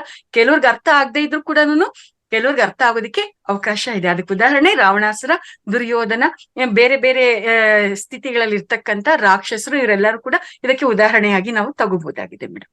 ನಾನು ನಿಮ್ಮ ಪ್ರಶ್ನೆಗೆ ನನ್ನ ಉತ್ತರ ಕ್ಲಾರಿಟಿ ಕೊಡ್ತು ಅಂತ ಭಾವಿಸ್ತಾ ಇದ್ದೀನಿ ಜಯಲಕ್ಷ್ಮಿ ಮೇಡಮ್. ಮೋಸ್ಟ್ಲಿ ಅವ್ರದ್ದು ಸಿಗ್ನಲ್ ಪ್ರಾಬ್ಲಮ್ ಆಗಿ ಅವರು ಲೆಫ್ಟ್ ಆಗಿದೆ ಏನೋ ಅಂತ ಅನಿಸ್ತಾ ಇದೆ. Right madam, I think signal poor ಇದೆ ಅವ್ರದ್ದು. ಹೌದು ಹೌದು. ಸ್ನೇಹಿತರೆ, ಇಲ್ಲಿ ಹೊಸಬ್ರು ದಯವಿಟ್ಟು ಮಾತಾಡಿ, ಯಾರ್ಯಾರು ಹೊಸಬ್ರು ಇದ್ರೆ. ಮೂರ್ತಿ Okay. ಸರ್, ಎಲ್ಲ ಹೊಸಬರೇ ಮಾತಾಡ್ಬೇಕು. ಸೊ ಅಲ್ಲಿಬ್ರು ಕ್ವಶನ್ಸ್ ಕೇಳ್ತಾ ಇದಾರೆ, ತೊಂದರೆ ಇಲ್ಲ. ಸೊ ಹೊಸಬರು ಯಾರ್ಯಾರು ಬಂದು ಜಾಯ್ನ್ ಆಗಿದ್ರು ದಯವಿಟ್ಟು ಮಾತಾಡ್ತಾ ಇರಿ. ನಿಮ್ಮ ಪ್ರಶ್ನೆಗಳು ಕೇಳಿ. ಇದ್ದೀನಿ ಮೇಡಮ್, ಥ್ಯಾಂಕ್ ಯು ಇದ್ದೆ. Yes, yes, madam. Yes. Okay okay clarity ಸಿಕ್ಕಿದೆ ಅಲ್ಲ? Convince ಆಗಿದೆ. ಹೌದು, ಸಿಕ್ಕಿದೆ. Thank you. ಏನೋ ಸಿಗ್ನಲ್ ಪ್ರಾಬ್ಲಮ್ ನನಗೆ ಕೇಳಿಸ್ತಾ ಇತ್ತು. Right. Thank you. Thanks Jayalakshmi madam. Murthy Das ಪ್ರಶ್ನೆ ಕೇಳ್ತೀರಾ? ಮೂರ್ತಿ ದಾಸ್. ಬಸವರಾಜ್ ಅವರೇ, ಹೊಸಬರು ದಯವಿಟ್ಟು Yes, sir. ಮೋಟಿವೇಟ್ ಮಾಡಿ. Yes sir, yes sir, yes sir. Adilakshmi madam ಮಾತಾಡ್ತೀರಾ? ದಯವಿಟ್ಟು ಮಾತಾಡಿ. ಆದಿಲಕ್ಷ್ಮಿ ಪಿ.ಜೆ. ಅನ್ಮ್ಯೂಟ್ ಮಾಡಿ. ಯಾರು ನೀವು ಮಾಡಿದ್ದೀನಿ ಕರೀತೀರಿ sir. ಅನ್ಮ್ಯೂಟ್ ಮಾಡಿ. ಆದಷ್ಟು ಅವರು ಜೊತೆಗೆ ಮಾತಾಡಿಸಿದ್ರೆ ಒಳ್ಳೇದು. Right sir. Right. Okay madam, ಇನ್ನು ಪ್ರಶ್ನೆಗಳು ಮೋಸ್ಟ್ಲಿ ಬರ್ತಾ ಇಲ್ಲ. ಒಂದ್ ಸೆಕೆಂಡ್ ಸರ್, ಇವರು ಸೊನ್ನೇಗೌಡ ಮಾತಾಡ್ತಾರೆ. ಗೌಡ್ರೆ ಮಾತಾಡಿ, ಸೊನ್ನೇಗೌಡ್ರೆ. ನಮಸ್ತೆ ಸರ್, ನಮಸ್ತೆ ಎಲ್ಲರಿಗೂ ನಮಸ್ಕಾರಗಳು.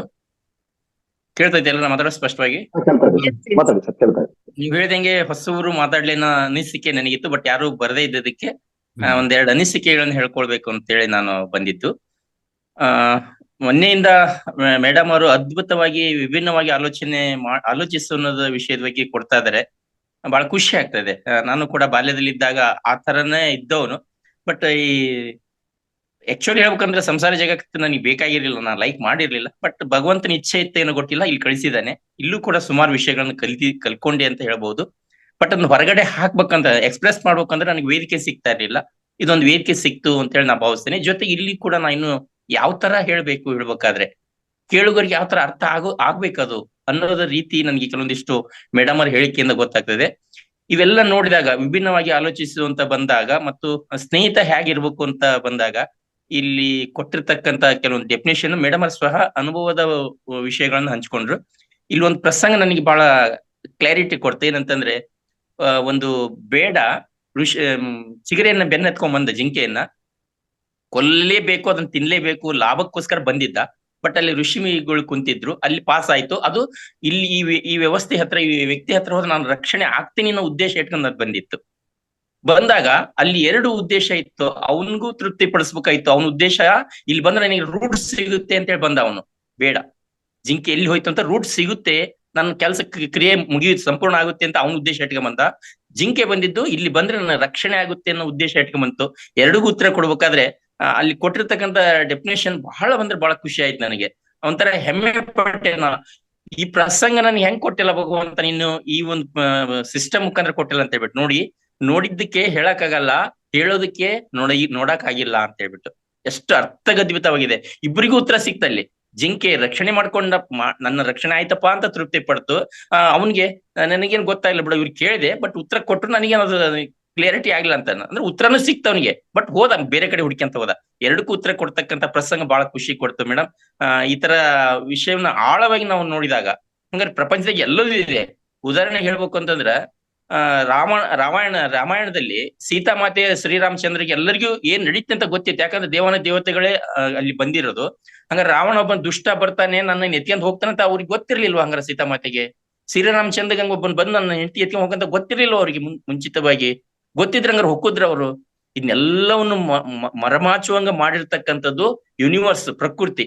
ಒಟ್ಟು ಮುಂದಿನ ಪ್ರಪಂಚಕ್ಕೆ ಒಂದು ಮೆಸೇಜ್ ಕೊಡ್ಬೇಕಾಗಿದೆ ಅದು. ಹಂಗಾಗಿ ಕೆಲವೊಂದು ಸಂದರ್ಭದೊಳಗ ಬುದ್ಧಿ ಮಂಕು ಮಾಡೋದು ಅಂತ ಹೇಳ್ತಾರಲ್ಲ, ಆ ತರ ಮಾಡಿ ಹೊಸ ವಿಷಯಗಳನ್ನ, ಪ್ರಸಂಗಗಳನ್ನ ಕ್ರಿಯೇಟ್ ಮಾಡಿ ನಮಗೆ ಉತ್ತರ ಕೊಡ್ತಾ ಇದೆ. ಹಂಗೆ ಮುಂದಿನ ಒಂದು ಜಗತ್ತಿಗೆ ಈ ನೋಡಿ, ಇವಾಗ ಎಷ್ಟೊಂದು ಕೊಲೆ ಸುಲಿಗೆ, ಧರ್ಮದ ಬಗ್ಗೆ ಆಕರ್ಷಣೀಯ ಎಲ್ಲ ನಡೀತಾ ಇದೆ, ಸರ್ಕಾರದೊಳಗೆ ಏನೆಲ್ಲ ನಡೀತಾ ಇದೆ. ಬಟ್ ಇಂತಹ ಸಂದರ್ಭದೊಳಗ ಜಗತ್ತಂಗ ಮುಂದುವರಿತಾ ಇದೆ. ಈಗ ಪ್ರಳಯ ಅಂತ ಹೇಳ್ತಾರ, ಆಗತ್ತಾರ ಅಂತ ಕೆಲವರಿಗೆ ಆಲೋಚನೆ ಬಂದ್ರೆ ನೋಡಿ, ಇಂತ ಸತ್ಸಂಗಗಳನ್ನ, ಸ್ವಾಧ್ಯಾಯಗಳನ್ನ, ಆಲೋಚನೆಗಳನ್ನ, ಧ್ಯಾನಗಳನ್ನ ಮಾಡೋದ್ರಿಂದ ಜಗತ್ತು ಯಾವತ್ತು ಮುಗಿಯಲ್ಲ, ಉಳಿಯುತ್ತೆ. ಯಾಕಂದ್ರೆ ಭಗವಂತ ಇದನ್ನೂ ಕೂಡ ಕೊಡ್ತಾನೆ ಒಂದ್ ಕಡೆ ಅನ್ನೋದು ಇಲ್ಲಿ ಕ್ಲಾರಿಟಿ ಸಿಗ್ತಾ ಇದೆ. ಇಂತಹ ವಿಷಯಗಳನ್ನ ಕೊಡ್ತಿರ್ತಕ್ಕಂತ ಮೇಡಮ್ ಅವರಿಗೂ ವ್ಯವಸ್ಥೆ ಮಾಡಿರ್ತಕ್ಕಂಥ ಎಲ್ಲ ಈ ಒಂದು ಆರ್ಗನೈಸರ್ಗಳಿಗೂ ಇದನ್ನ ಕ್ರಿಯೇಟ್ ಮಾಡಿರ್ತಕ್ಕಂಥ ಪತ್ರಿಜೀವಿ ಹುಡುಗ ಜೊತೆಗೆ ಯೂನಿವರ್ಸಿಗೂ ನನ್ನ ತಂದೆ ತಾಯಿಗೂ ಸಹಿತವಾಗಿ ನನ್ನ ಈ ದೇಹಕ್ಕೂ ಕೂಡ ಭಾಷೆಗೂ ಕೂಡ ನಾನು ಧನ್ಯವಾದ ಹೇಳಕ್ಕೆ ಇಷ್ಟಪಡ್ತೀನಿ. ಧನ್ಯವಾದಗಳು. ರೈಟ್. ಥ್ಯಾಂಕ್ಸ್ ಗೌಡ್ರೆ. ಎಸ್ ಆದಿಲಕ್ಷ್ಮಿ ಮೇಡಮ್ ಮಾತಾಡಿ. ಆದಿಲಕ್ಷ್ಮಿ ಮೇಡಮ್ ಮಾತಾಡಿ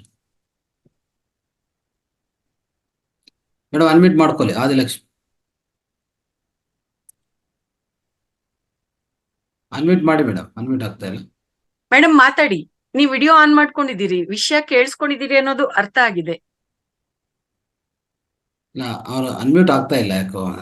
ಹಾ ಓಕೆ, ಬಬಿತಾ ಮೇಡಮ್ ಮಾತಾಡ್ತೀರಾ?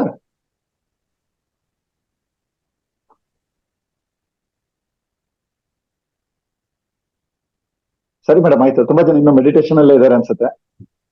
ಎಸ್ ಅಂದ್ರೆ ಈಗ ಹೊಸಾಗಿ ಜಾಯ್ನ್ ಆಗಿರ್ತಾರೆ, ಸ್ವಲ್ಪ ನಿಧಾನವಾಗಿ ಶುರು ಮಾಡ್ತಾರೆ, ಪಿಕಪ್ ಆಗ್ತಾರೆ.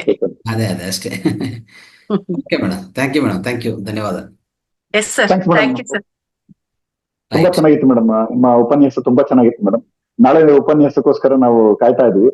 ಈಗ ದಯವಿಟ್ಟು ಒಂದು ರಿಕ್ವೆಸ್ಟ್ ಏನಂತಂದ್ರೆ, ತುಂಬಾ ಬುಕ್ಸ್ ಗಳು ಮೋಸ್ಟ್ಲಿ ಒಂದು ಹೆಚ್ಚು ಕಮ್ಮಿ ಒಂದು 100-150 ಬುಕ್ಸ್ ಬೇಕಾಗುತ್ತೆ ಮೇಡಮ್. ದಯವಿಟ್ಟು ನಮ್ಮ ಮಾವತಾ ಫೌಂಡೇಶನ್ಗೆ ಬುಕ್ಸ್ ಗಳು ದಯವಿಟ್ಟು 15th ಎಲ್ಲರೂ ಪಾರ್ಟಿಸಿಪೇಟ್ ಮಾಡ್ತಿದ್ದಾರೆ. ತುಂಬಾ ಚೆನ್ನಾಗಿದೆ ಮೇಡಮ್. ಆಕ್ಚುಲಿ ನನಗೇನ್ ಫೀಲ್ ಆಗ್ತಿದೆ ಅಂದ್ರೆ, ಫಸ್ಟ್ ಗೆ ಈ ಬುಕ್ ಓದ್ಬೇಕಿತ್ತು ಅಂತ ಫೀಲ್ ಆಗ್ತಾ ಇದೆ.